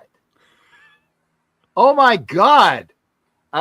Are you kidding me? Because we have the Pete has tore the Raider organization apart worse than what we had when AP was there. At least AP was, in spirit was a Raider. My God, Pete, I can't. There's no words for you. I'm sure maybe Violator has some, but I'm going to try to keep it clean, because you get into this organization, and yeah, Art Shell says thanks, Pete. I like that. Cool, Kev. Art Shell is saying, hey, well, I'm not the worst coach anymore. You have your two Tweedledee and Tweedledum, and that's the cool version of his sons that came in there and just screwed that up. You screwed up a Chip Kelly offense by overriding what Chip Kelly could do, and I still submit that Chip Kelly was the best offensive coordinator available. But if you say that's funny, but you have Chip Kelly that would have done things with the offense if Pete wouldn't have overwritten him. When the people were saying that we were game planning against Pete's offense in Seattle, not what Chip Kelly can bring to the game. And then one other final thing is that if you have a minority owner in that other guy that we've already talked about this show, Tom Brady, if you are a minority owner and you like to delve in the personnel matters of the team, you can't be a part-time person with the club, with the ownership that you have. You can't be part-time. You're either going to look with those pearly whites on Fox, or you're going to do something for the team. You can't be a part-time, I won't say the word, but it was the Foxtrot Tango. I've used it before. You can't be that. You're either going to be in on the team, or you're going to be doing that crap on Fox, okay? That's it. If you're going to do something, do it right, okay? I don't know if you can do it. So, Cap, if Mark Davis came to you and Fox came to you at the same time, says, I'm going to offer you a minority stake in the team and $300 million to compensate 1 day a week, you wouldn't take that? But it's not the 1 day a week shit. Sorry. It's the I apologize. We're past the threshold. We're an hour in. You're good. I try not to. I swear, because I respect. I try not to swear unless I boil over. But I get it. But the thing is that he had the thing lined up with Fox before he became a minority owner. Yeah, he did. So he had the Fox thing. Well, the $300 million might have gotten him a minority stake. He might have had enough money now to invest in the Raiders. So that's true. But I'm saying that because he can't do things correctly, you're out of. Remember, because he's that Fox guy, he can't be in on all of these different things. So basically, I'm saying because he's a minority owner, it's also screwing his availability to be the best commentator he can be, because he's excluded from walkthroughs. He's excluded from coaches meeting because he is a minority owner. Would you not say that that job is interfering with the other job as well? You can't do both effectively. So you're saying he's a walking conflict of interest? Oh, beyond. That's the very nice way to say it, Coach, and I'm glad that you said it that way. Okay. Well, you know what they say, you never half-ass something. You always go full ass in whatever you're gonna do. So I'm all ass or no ass, all right?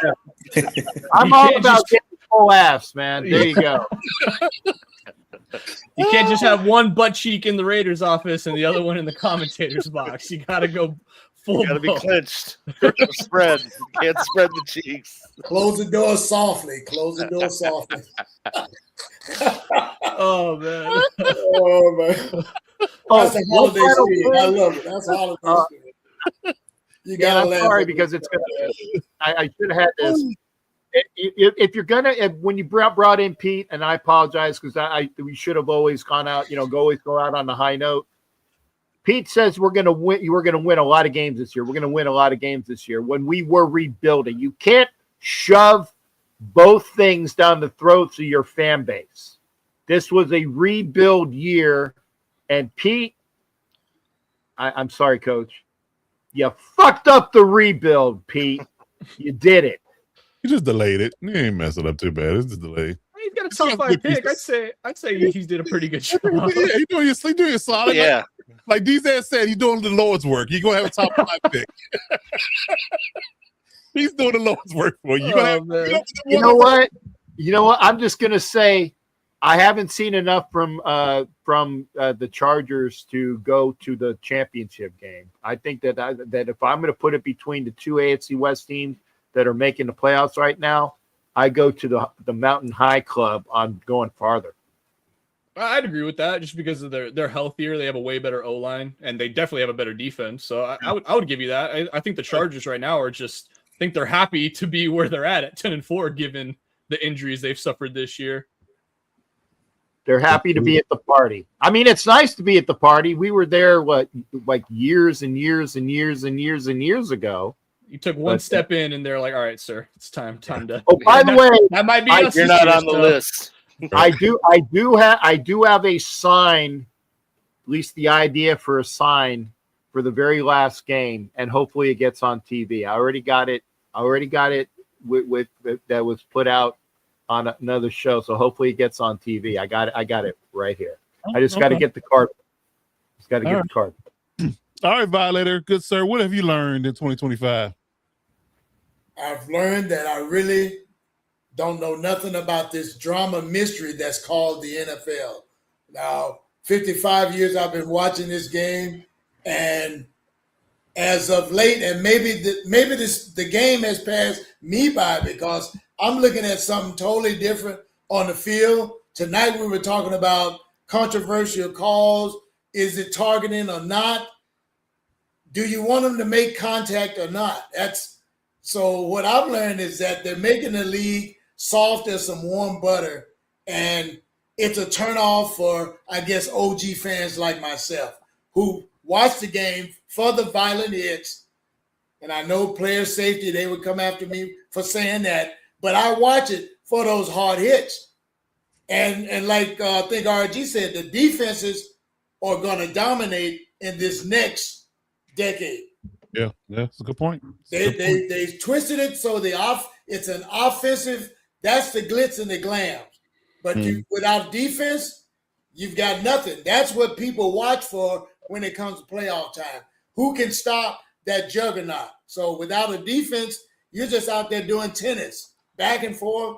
So to me, that's not exciting football. You got to have that adversary that comes in there and drops the hammer on people. Okay. All Otherwise, right. let them play in those big bubble suits.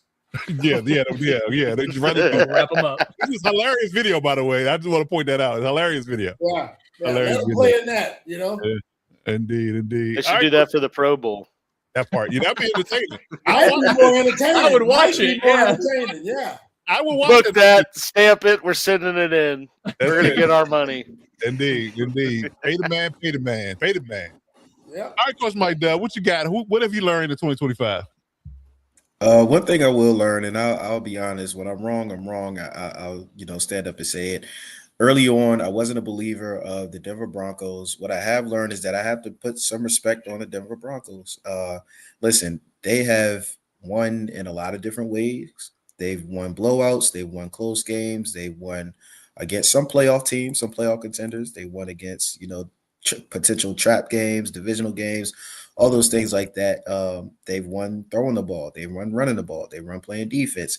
They've won winning the turnover battle. There's a lot of things that you can say about the Denver Broncos that I wanted to say throughout the year. They haven't played anybody. It's not impressive. It doesn't look good. It's ugly, whatever. But one thing that I have learned that I have to do is when teams find different ways to win games, you have to believe them. So we've seen it in different teams that have won in the past. We've seen it with the Chiefs in the past. Certain games they won and certain teams that they had when they won the Super Bowl wasn't the prettiest. We've seen it with the Eagles. It wasn't the prettiest. We've seen it back in the day with the Patriots. It wasn't the prettiest. But when teams find ways to win and when organizations find ways to win, you have to believe them. So one thing that I have learned is that trust, the Broncos. There's still an ounce of me that is looking at their opponents and looking at the situations that they've been in and how they've been able to, pull out some of these games. But I will say what I have learned is that going into, the second, I guess, the playoff push, when I see the Broncos, I have to respect them. No matter who they're playing against, I have to respect the, what Sean Payton is building there. I have to respect the guys that they have in that building. And I have to even give, Bo Nix his credit when he plays well. So I've learned that I gotta look at the Broncos as a serious contender, not just obviously to win the AFC West, but to possibly be a Super Bowl contender in the AFC. Yeah, I mean they're playing dominant football, and I would have to say, and to your point, I got to give Bo Nix his credit and give him his flowers. He played a hell of a game against the Packers. Yes, Yeah. he did. I mean, you can't underscore that enough. You can't don't overshadow that fact that he played good quarterbacking. He quarterbacked that game really well in Denver over the weekend, because I have my questions about his ability, because I was going to say that I think I might have asked a "Do you believe?" question at one point in the year. Can they go far with his inconsistent play in that kind of space? But what the heck was happening? Okay, wanted to give us all Dub. Right. Highlighting Dub. It hurt him. It hurt him talking about the AFC North earlier. This guy's spitting fire. Put him on the full screen him. Right. So yeah, I think that you have to give him his flowers and give him his credit where credit's due. And Sean Payton's doing a hell of a job coaching, man. We talk about no big time superstars in this team. Everybody's bring their lunch pail, they're doing their job, and they're winning a lot of ball games. And if they continue with that path and that trend, with the AFC being as wide open as it is, they could definitely be in the mix. They could be all the way into the Super Bowl. Who are they going to face in the NFC is up in question. But yeah, I'm right there with you. I think that the Broncos is as good a chance as any to make it all the way to the Super Bowl for sure. They're playing good ball. Can't deny it. Can't deny it at all. For me, man, what I've learned is I have to let people really understand that your boy coach defense is a slow kill. Being so real, sometimes I'm a slow kill. But when I tell you about something, write it down, make a note of it, because it's going to come up later. It might not be right away. I might be early, but I'm not wrong a lot of times. So I talked about the Rams. That's my hot take at the beginning of the season, and that's tending to pan out. In that particular space. I also said something about the Texans. I said the Texans, if they can figure out enough and be competent enough on offense, that defense is going to be able to carry them to the promised land. And right now, at this particular point in time, they still got 3 games to play, but they're in the playoffs at this moment. The playoffs started today, and I think halfway through the season, we kind of wrote them off because the O-line was in flux. They had to figure that out. Once they got the right combination together, they got Woody Marks as their feature back. They got the synergy with the receivers, got CJ Stroud back off injury, and the defense playing lights out. They're a dangerous team. They're a dangerous team for sure.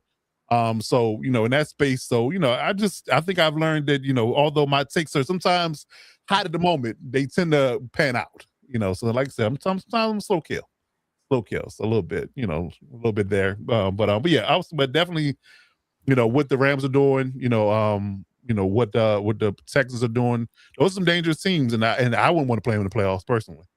Either one of them right now. And the Seahawks, we'll see on Thursday night. They might be in for a rude awakening. We'll see. But we'll get into that. But yeah, great segment, guys. I appreciate everybody's honesty and their transparency and what they learned in the 2025 season so far. All right, so let's move on down the line. Let's talk about Do You Believe? Let's get into our rolling segment here, one of our best and brightest segments on the pod here. So we got first reaction to questions that I have for the panel. They don't know the questions beforehand. We're going to get their honest takes and their first reactions to what I'm going to ask them. And I got some good ones here.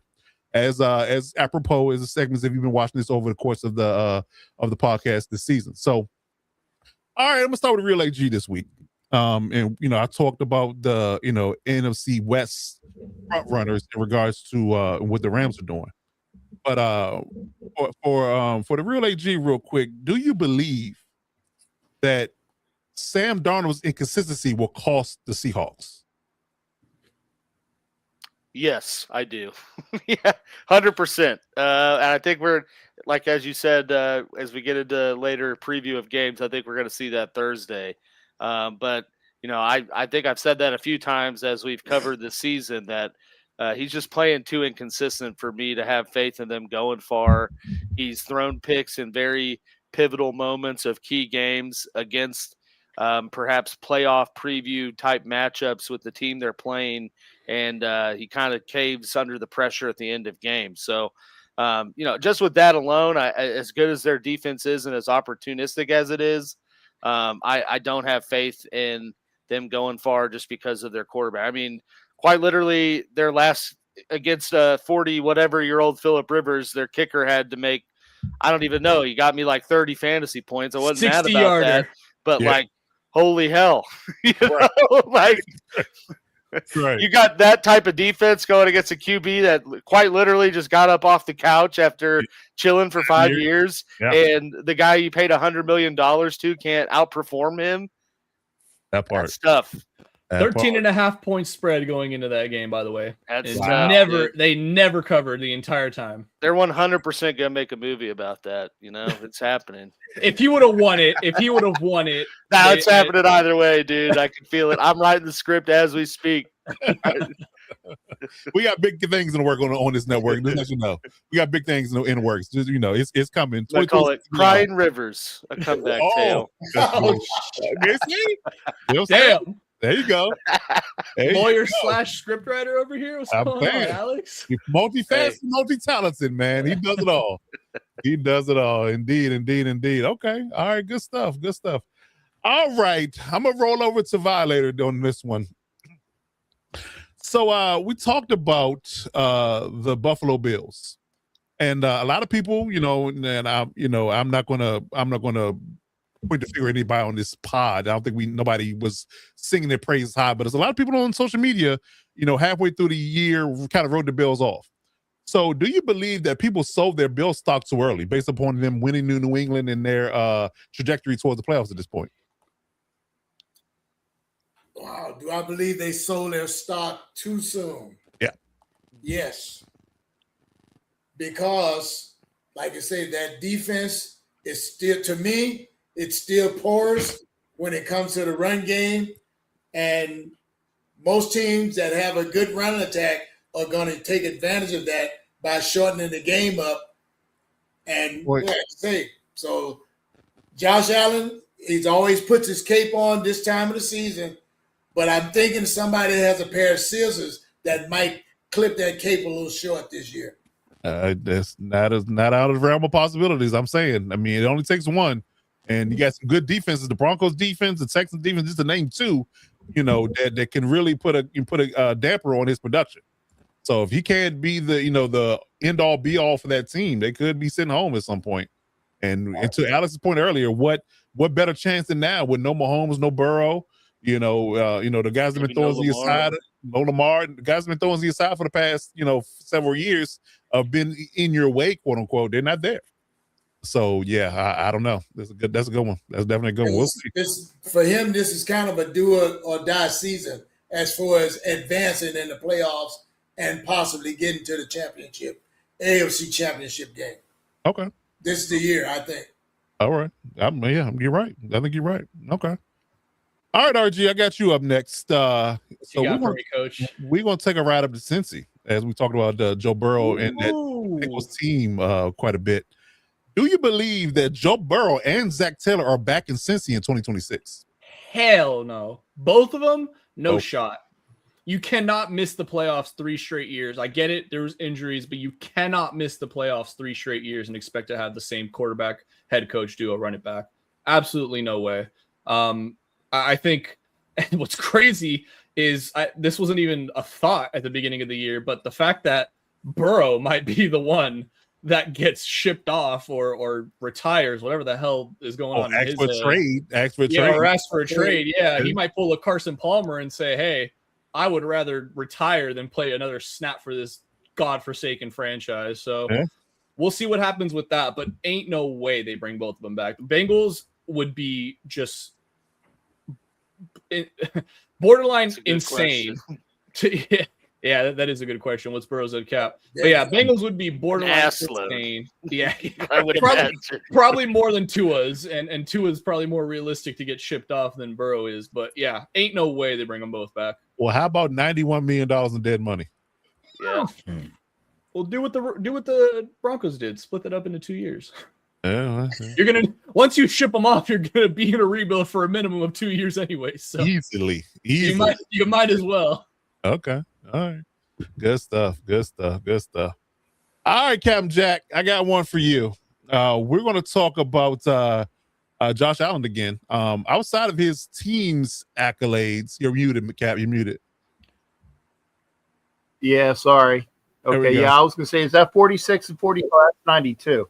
40, so 40 and a half and 40 and a half. That's still a boatload. Yeah. Yeah, it's a lot of money. Yeah, it's a lot. So outside of his, team accomplishments and what the Bills are doing with that major win they got against New England over the weekend, did Josh Allen's performance, do you believe that his performance over the weekend has re-entered him into the MVP conversation? Wow. Okay, I'm going to be ignorant. I don't even know who's in the competition this year, because you remember that stuff of like what we know and what we don't know. Well, right now, I don't know who's are Matthew Stafford and Drake May. I think Josh Allen's in third, right behind them as well. Yes. Yeah, I was going to say, because thank you, because I was like, man, who's been good this year? And thank you for getting the old man brain to go. Is he in the conversation now? Yeah, because of what he did beating the Patriots. By the way, I picked that game. It won me some money. Did you take Chargers plus 5.5 as well? I would have won you some money too. I actually did win money on the Chargers. We'll get into that. There you go. Good man. But I was going to say, did it put him into the conversation? Yeah, but only because, when you have like the Heisman Trophy guy, you have to have like 4 guys up there. They need to have like, this guy and this guy and this guy. Right. But I doesn't matter. It's like it's going to go, in my estimation, it's going to go to Stafford with May being a nice number 2. Okay. I like it. All right. That stuff. I agree too, by the way. I think that's how it's going to go. I agree with that. All right, Dub, you're up. So talking about the AFC South again, do you believe that the Houston Texans are the most dangerous team in the NFL? Ooh, the NFL. Yeah. I'm gonna say yeah. Well, I guess I'm yeah, I know. I'm thinking potentially, but you said dangerous right now. And would you want to play them in the playoffs? Like, nah, you wouldn't want to play them in the playoffs. The defense is real. It's the real deal. They're hard hitting too. They're not just forcing turnovers. They're going to make you. They are going to impose their will, and that means a lot. You know what I mean?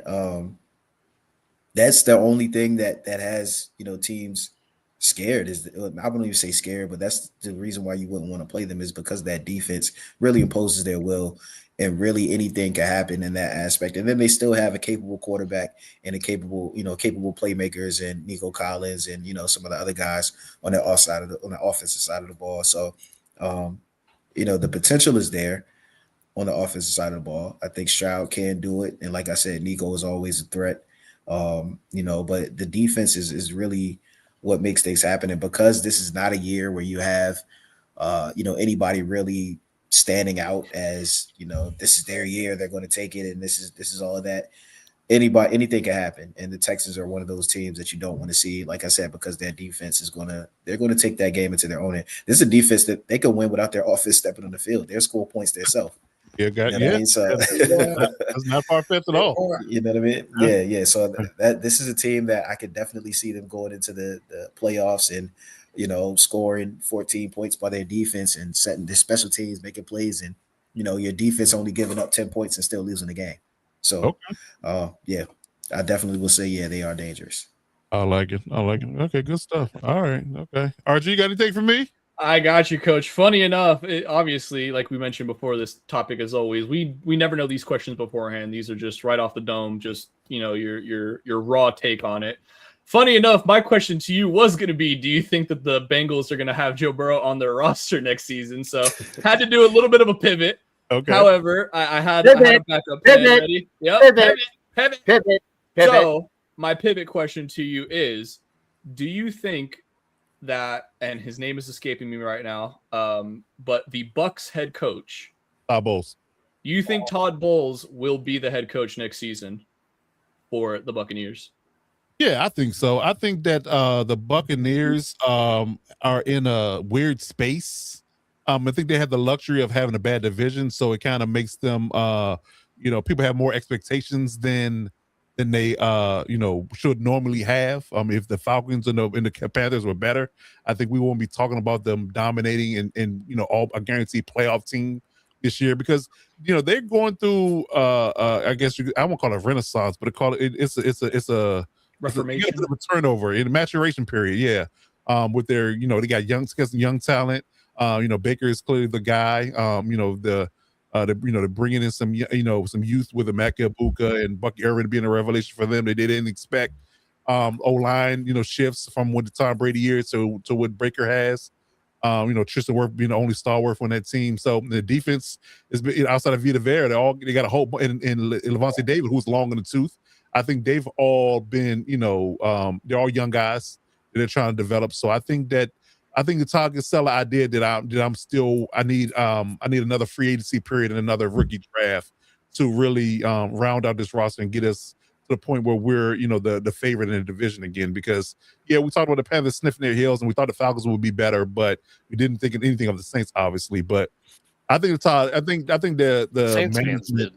Yeah, right. They absolutely positively. Appreciate that, Alex. Yeah, exactly. But outside of them, nobody had any faith. But yeah, so I would say that I think the management, I think the ownership in the Tampa Bay is, and I think they do believe in Todd's abilities. And I think they'll give him another go at this. It hasn't gone as well as they thought they might, because of injuries. To me, I think injuries really would derail this ship, pun intended. But I think that they outside of that, I think Todd Bowles is fine. I don't think he gets fired in the offseason at all. May I? Go ahead.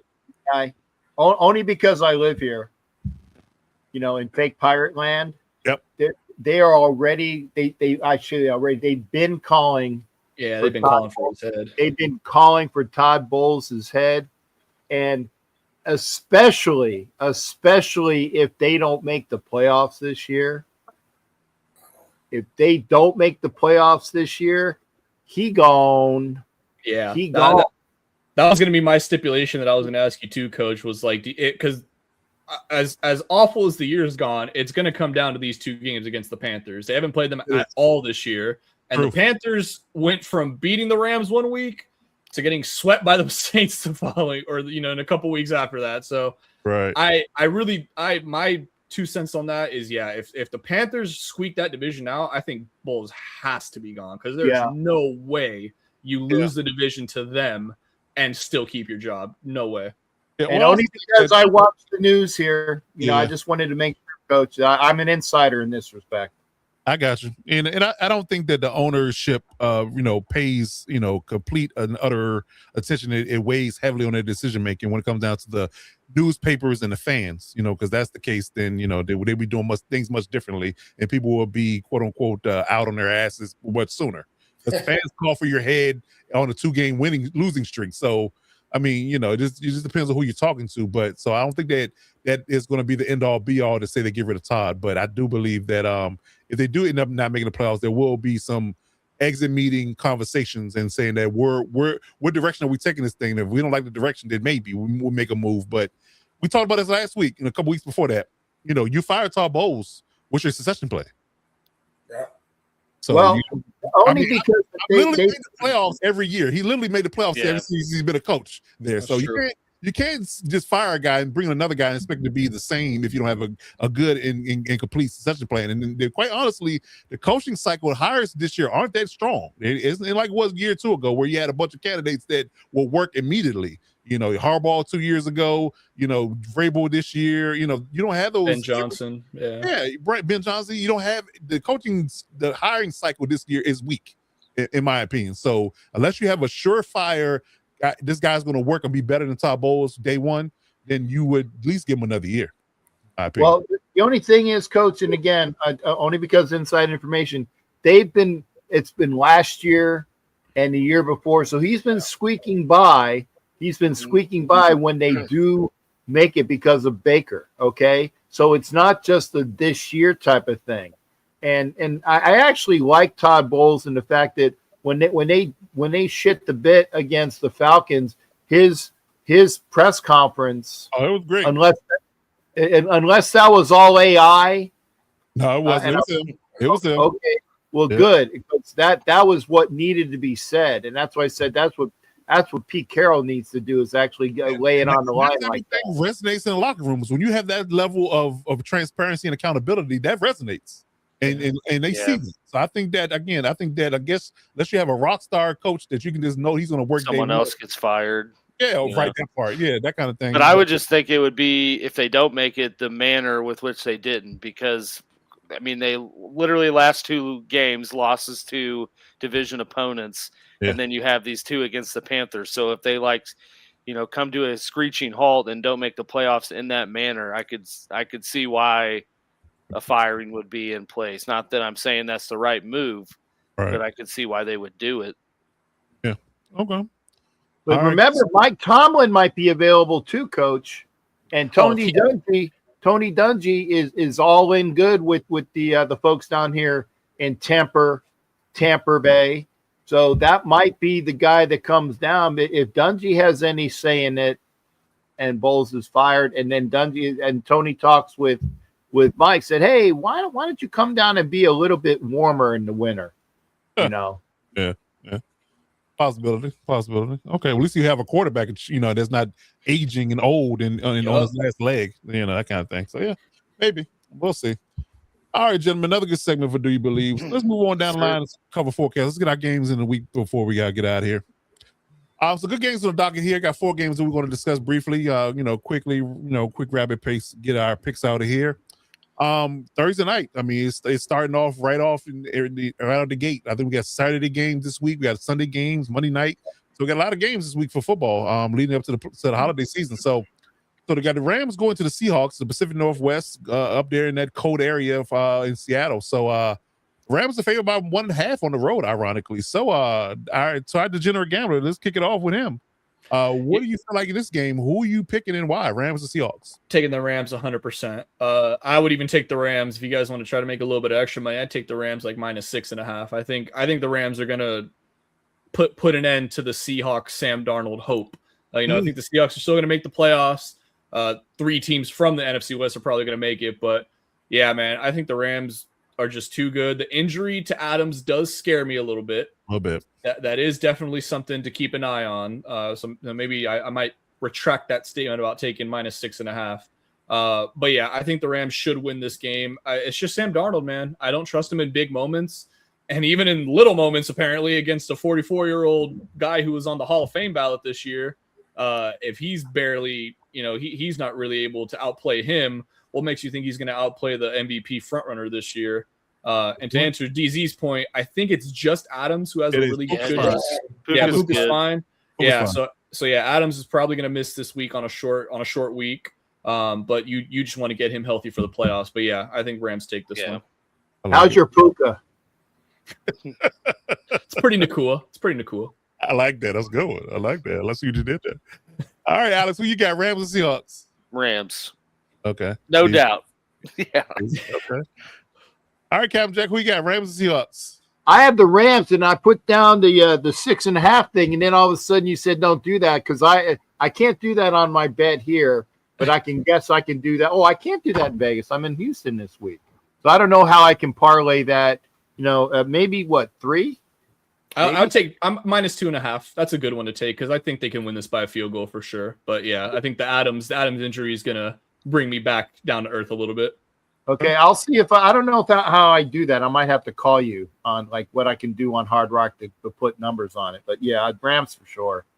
Okay, good stuff. All right, Valerie, who you got? Rams or Seahawks? Rams. Okay. All right. Dub, who you got? Rams or Seahawks? I'll take the Rams. I don't think the Rams lose again. Oh, I think. Damn. All right. Here we go. There we go, Dub. Okay. That's right there. You heard it here first. Sorry. What was There we go. There it is. It is. I tried until the real one came in, so there you go. Indeed. Okay. Yeah, I'm with me. I picked the Rams to go all the way, so I'm riding with my boys. So it would have been hilarious after all that talk about the Rams. Like, I'm taking the Seahawks in this. I know, right? Yeah, I got a feeling about this one. This 1.5 makes me cringe. No, I'm taking the Rams. I'm taking the Rams for sure. All right, another interesting game here. For the division lead, I think, if I'm not mistaken here, the Packers at the Bears. Chicago was cold as shit last week, so it's gonna be interesting to see. Such language for the kids. I'm sorry. Jesus. The kids should be asleep right now. It's 11 we're 2 hours in. They better be asleep. It's 11 o'clock. They should be in the bed. But Packers minus 1.5 on the road going to the Bears. So what say you, RG? Who you feel about how you feel about this game?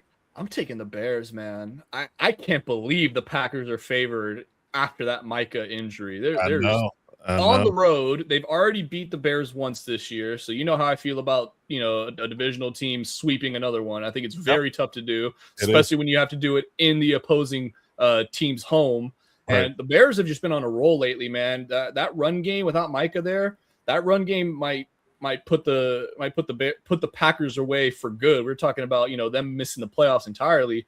They lose this game, they're very well on their way. They're going to catch the Badman guy, according to Cap. Yeah, and it'll be Swift. Yeah, oh,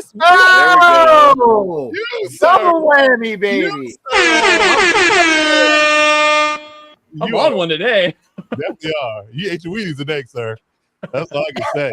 All right, you guys, taking all my material. Damn it! I like that. I told you to be around you too long. It happens, Cap. You gotta accept it. You gotta accept it. The teacher, the teacher, the student is coming to teacher. There you go. That's what I'm trying to say. Oh no! I am the master. No. The students are just good this week. I'm just saying. Fair enough. Nobody could take Cap's role as the masturbator, though. That he's got that one. He's got that one locked up. Indeed. You just well, oh Lord, what'd you do? Let's see. That was it, so I can ask you a question. He's Tom Brady in right now. Cheeks all over the place. Oh man! All right, AG, who you got? Packers or Bears? Yeah, I'm feeling the Bears too, man. Kind of the same sentiments RG was saying. I think just with the injury to Micah, the injury to their interior D lineman, and the state of the Bears rushing attack right now, I see them winning that game. Okay, fair enough. All right, Cap, who you got? Packers or Bears? I got the Lions and Tigers and Bears. Oh my!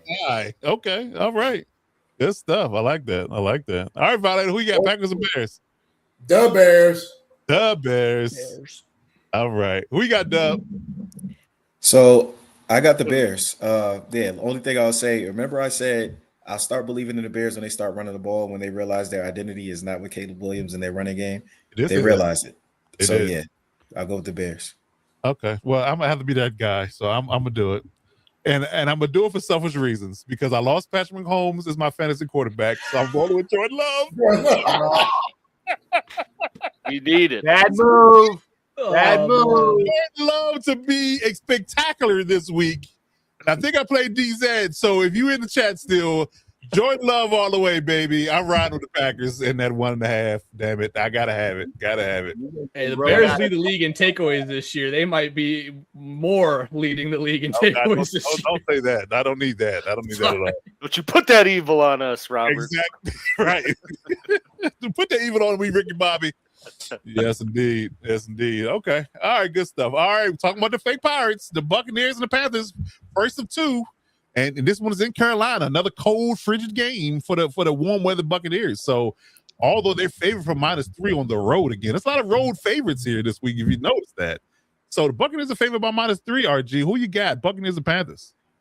Kitty go meow. I'm riding with the Panthers, man. I said at the beginning of the season, they were my pick in the NFC to go from worst to first. Patriots, obviously, my pick in the AFC to go worst to first. That one maybe a little bit more muddled there, but yeah, I think Panthers. I don't know what'll happen week 18 when they play each other again, but I do think for the first time the Panthers will kind of surprise the Bucks in a way that the Bucks haven't really seen yet.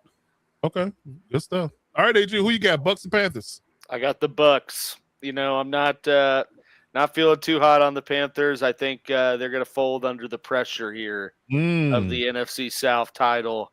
staring them in the face. So I feel good with the Bucks and Baker and the returning receiving core and Bucky Irving back. Everything's getting right at the right time. So you said the Panthers going to fold like a weak-legged iron board. Okay, I like it. I like it. Okay, all right, good stuff. All right, Cap, who you got? Fake Pirates or the Panthers? Yeah, see, I got the question on this one. I said, and Alex basically said the right thing. You know, their receiving room is now chock full, and with Bucky Irvin back, what I want to know is, do you think that they cover the 3? I would take the 3 regardless, because worst case you probably push. Because even if the Panthers win by last second field goal, that bet, you get your money back from that bet. So I think 3 is a really safe bet here to take with the Bucks minus. So I take the Bucks. Mike, again, I'm not as adept at this. That's why I got to ask. That's why you have Robert. That's why the degenerate gamblers here. I got you. I'm not degenerate, but I'm getting there. By the way, I cashed out on the bet early. I had the friggin' Knicks to win, and I was looking at a parlay, and I didn't think the parlay was going to win. I had the Knicks to win, and I would have won like an extra $25-30, and I cashed out early. Fuck it. Sorry, I have to say. Welcome to gambling. That was perfect, Cat. That was perfect. I had the wrong bet. I said, no, I'm going to lose. Hey, man, I had $250 in free bets from DraftKings that I put out last week. Lost every single one of them. Wow. Brutal. You just got people losing their ass all over the place here. This week. Not my money, but no, I got 15. I got 16 of the 25 back, but I thought it was the parlay that I was catching out on. So I could have had an extra. So basically, right now I'm only down 7 for the night. So that's not bad. Not bad. Okay. Yeah. So you take a Bucks minus 3, getting back on track here. You take a Bucks minus 3. Yeah, Bucks minus. Okay, thank you. So Bucks minus 3 is what I do. Okay, thank you. All right, Violet. Who you got? Bucks or Panthers? I'm taking the Bucks in this one. Like you say, the receiving room is healthy. Bucky Irvins is back, and Baker's gonna bake. So there's my cooking food reference right there. There you go. I got the Bucks with the minus 3. He gonna put the Panthers in the ovens. What you saying? Yeah, Panthers in the oven. That's it. I like it. Hot kitty. Nothing wrong with a little hot kitty. I live personally. That's why I like mine. I don't like mine cold. So hey, don't tease me like that. Don't tease me like that. We're getting real close to some kind of comment here. Dub, what do you got? Thank you. I'm going Bucks. I think they get back in track. They need it. Okay. They need it badly. Yeah. All right. Oh, I'm gonna do it again. I got Teller Miller in my fantasy football. He's starting over Mecca Buka, so I need Teller to go off. So I'm going Coach. Panthers. I went out right and screwed the points. Bucks not covering that minus 3. So yeah, we're rolling with that. All right. Last game on the docket. Jaguars, with a surprisingly, epic matchup here. Could be a playoff preview. Jaguars going to Denver and facing off the Broncos this week. And the Broncos are favored at home by minus 3. So you got RG, Jaguars or Broncos? As much as I hate to admit it, and Coach, I thought really, really about going with your strategy here and saying that I really just need the Broncos to lose. So I'm going to go with T-Law. But, man, I just don't think that T-Law is going to be able to overcome that good of a defense. The last 4 weeks, the Jags haven't played any good defenses. I mean, Jets last week, Colts before that, Titans before that, and the Cardinals. So it's going to be a real big wake-up call for Trevor Lawrence. I think he had 6 touchdowns this past game. He did. I don't think that's happening again. I got Broncos, and I'll take the 3 on this one as well. Okay. All right, good stuff. Adrian, who you got? Jaguars or Broncos?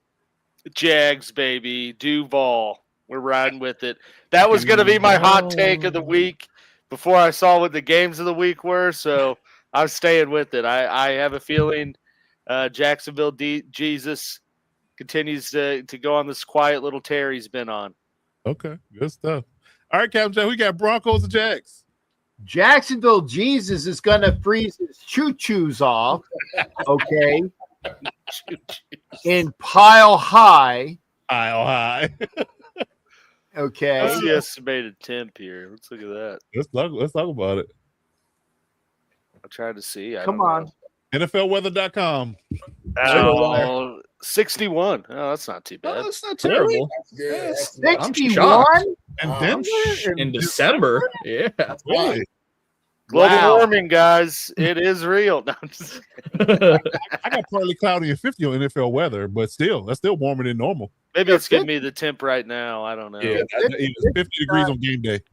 50 degrees on game day. Oh, Okay. hell, that's golfing weather. Yeah. Yeah. Well, that's not bad. 50 degrees in Jacksonville. Ooh. I'll still take the donkeys, but I don't know. Given 3? Yeah, I think they'll cover that. I don't know. I tell you what, but Jacksonville Jesus is he's gonna go get all of his weed up there anyway. So there you go. Wow. Jesus and weed in the same conversation. All right now. You can be looking like Uncle Rico. Oh, Jesus. Oh, wow. Oh my God. If you didn't get that reference, Google it. That's all I'm saying. Yeah, please. Yeah. All right, Violator. Who you got? Jaguars or Broncos? Man, look, weed aside and all that, I got Broncos in Pile High against the Jags. Okay. Good stuff. All right, now. 2 pile highs, man. 2 pile highs. There you go. Who you got? Jags or Broncos? I got the Broncos. I'm gonna start believing in them now. So I got the Broncos. You can't break down what you learn and not ride with them, right? Exactly. Yeah. Okay, I'm not mad at that. All right, I'm doing it 3 times in a row. Trifecta. I'm going with Travis Etienne, Jacksonville Jaguars. Yeah, there it is. Yeah, what are you smoking? You got that stuff from Colorado already? I'm trying to win a fantasy football championship here, Cap. It is go time here. There's no more politics. There's no more, there's no more, even keel. Personal interest. Okay. I'm So basically, here. I'm all about fantasy football playoffs. Thank you. So what I'm saying is you've actually proved the point. Being a fantasy guy, you say, well, if I have this happen, I can win my league. So I'm going to be stupid and pick games that are purely fantasy football stupidity. Thank you, Coach, for showing me that I am correct. Well, I don't care if they run or lose, to be honest. I just need Travis Etienne to go off. Yeah. You don't be clear about it. I don't give a shit. I don't care. But if he has 30 in fantasy, that's a win for me. Yeah. So, oh my God. I would also add that RJ Harvey's banged up, and they might have to roll with Jaleel McLaughlin as their feature back. That could impact things. It could. I hope he's not for fantasy reasons for myself, but right. But yes, and the Jaguars defense is really good against the run, and they're just really good overall at taking the football away. So it's not going to be easy for Bo Nix either. So we'll see. But yeah, I don't care if Sarah McLaughlin is playing or not. Okay, the Broncos are going to win. Is that the rescue the angel? Yes. Just 2 cents a day. Yes, you can say. Hey, remember, I used to use that a lot when we were doing Wild West. Come on, that's in the arms of the angel. Yes, I got it. Okay. All right. So those are your games of the weeks. We'll see how things shake out. But yes, I'm fully invested in fantasy right now. I'm not hiding it at all. All right. So as we wrap the show up here, let's get into our 4th and final segment here as we wrap it up here.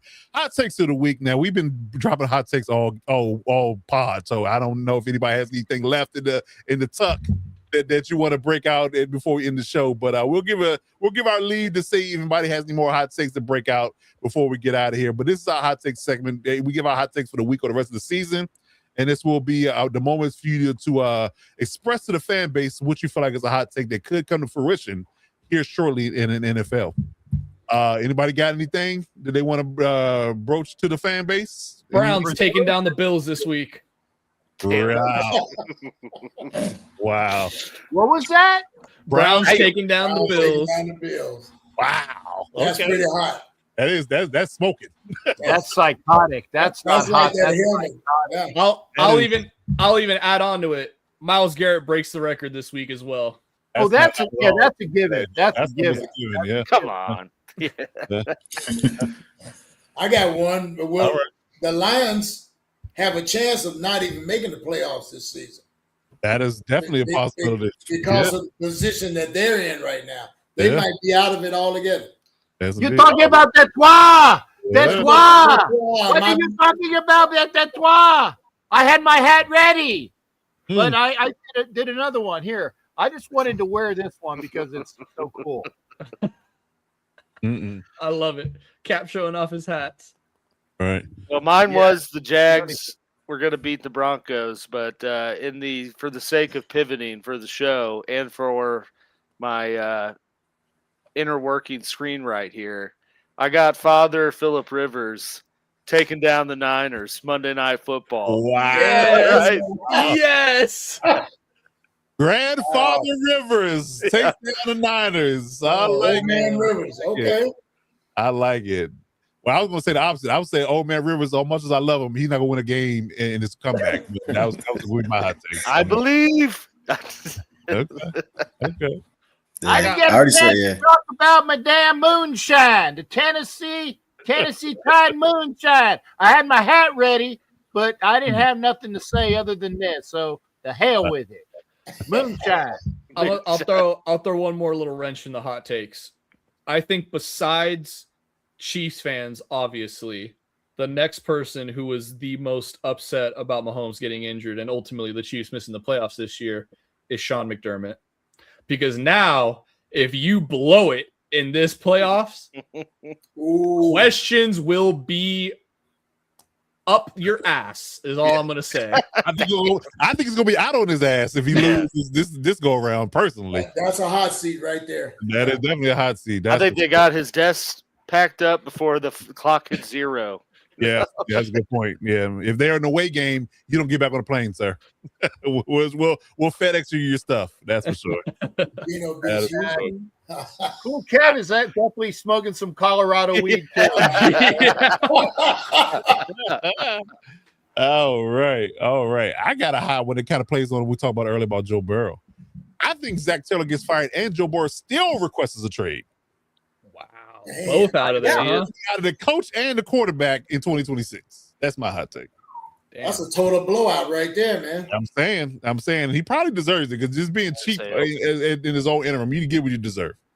Get what you deserve. So I saw a rumor of him possibly coming to the Raiders, but that's just people are throwing. They're just throwing stuff against the wall right now. But I wouldn't be mad. Yeah, I'm sure you wouldn't. If you got Joe Burrow as a quarterback, you go from Geno to Joe. That's a great upgrade. Hell of an upgrade. That's the first right there. Now remember, my hot take was the fact that Jameis is coming, but no. But we see if Joe Burrow retires, he's got to be on his couch for at least 6 months before that happens. Because the last time we got Carson Palmer, he was on his couch for at least 6 months before his buddy got him to play for the Raiders. But that's a contractual thing too, because if he retires, he comes back, they own his bird rights while his contract is still active. Yeah. And he's on a contract for another 4 years. Yeah. I don't think that's going to happen, but I don't think he retires. I think he acts out of Cincy. That's my take. God, the quarterbacks in the AFC West, if he went there, God damn. Gauntlet. Ugh. That part. That's gonna be rough. Definitely the best Denver would have the worst one. I know, right? Go figure, right? Be the best coach and the best quarterback division in all of football. That's for sure. Yep. All right, W, got anything else? I know you had a hot one from earlier, but no, that was my one. Is I don't think the Rams lose another game. I like it. I'm riding. I'm riding. I'm rolling. I'm rolling. All right, cool. All right, good stuff, gentlemen. Another great show, man. Another great show. Man. Yes, indeed. Yes, indeed. So as we wrap the show up, as always, man, if you're looking for the Hit Squad, looking for the gang, if you want to hit them over on socials about Commanders news, Chiefs news, or Chargers news, hit up Coach Mike Dub, hit up the Real AG Alex Gibbons, and hit up the Young RG, Robert Garcia for those questions. Hit them over on Twitter or Instagram if they're on the platform. If you're looking for the NFL Nation Live group, Ref Guru on Twitter, Violator on Twitter, Captain Jack Rackham on Twitter, Instagram, and YouTube. Hit them up in any space, any time for referee questions and or Raiders insight. They will be there right there to answer those questions for you, as always. If you're looking for the Lockdown Divas Sports Network in any facet, we're on all social media platforms that are popular on your smartphones outside of OnlyFans and Snapchat. We got X, working on it. We got Twitter. X is formerly known as Twitter. We got Instagram, TikTok, Twitch, and YouTube. Please hit that subscribe button on the YouTube channel. Get the YouTube algorithm know we're doing big things out here as always. And if you're looking for our subsidiary channels, we have our Chargers pod, Electroshock Podcast. Hit us up on that space, and we're on all major platforms on that space as well. Hit the subscribe button on that for all Chargers related news. Each and every day we drop videos there. And if you look for all you delusional people that pick stupidly on games just because, I need Travis Etienne to go up and give me 30 points. Well, for all you people out there that are I can say it now, way fucked up in the head, be sure to hit up your lightning fast fantasy football information podcast with those guys, because then you too can be delusional. And I give it back to you, Coach. Indeed. So if you're looking for a fantasy football concise playoff advice, and if you're looking to get to that goal fast, the Lightning Fast Fantasy Football Podcast is where you want to be. So hit us up on all our social media platforms, Lightning Fast FF on all those platforms, as well as YouTube. We drop a live show each and every Wednesday night, 9 p.m. Eastern Standard Time on our YouTube channel. We go live and direct, me, myself, and the real AG, Alex Givens. So we'll be there tomorrow, dropping our playoff knowledge for you to get you ready for the second round matchup, as always, man. But yeah, man. So like I said, another great show. That is going to do it for us this week. And we appreciate everybody came through and tried it up with us for this 2-hour plus. And we're going to hold it down as always. Happy holidays for those guys that are, celebrating holidays early, for our Hanukkah group. Happy Hanukkah already. And those guys that celebrate those holidays early. And we'll be back next Tuesday for another show for the Lockdown Blitz, man. But until then, that is young RG Robert Garcia. That is Captain Jack Rackham. That is the real AG Alex Givens. That is Violator, the man, the myth, the legend himself. And that is Coach Mike Dubb. And as always, I'm Coach Defense. Until next week, we'll see you when we see you. And as always, you got to step up to lock it down.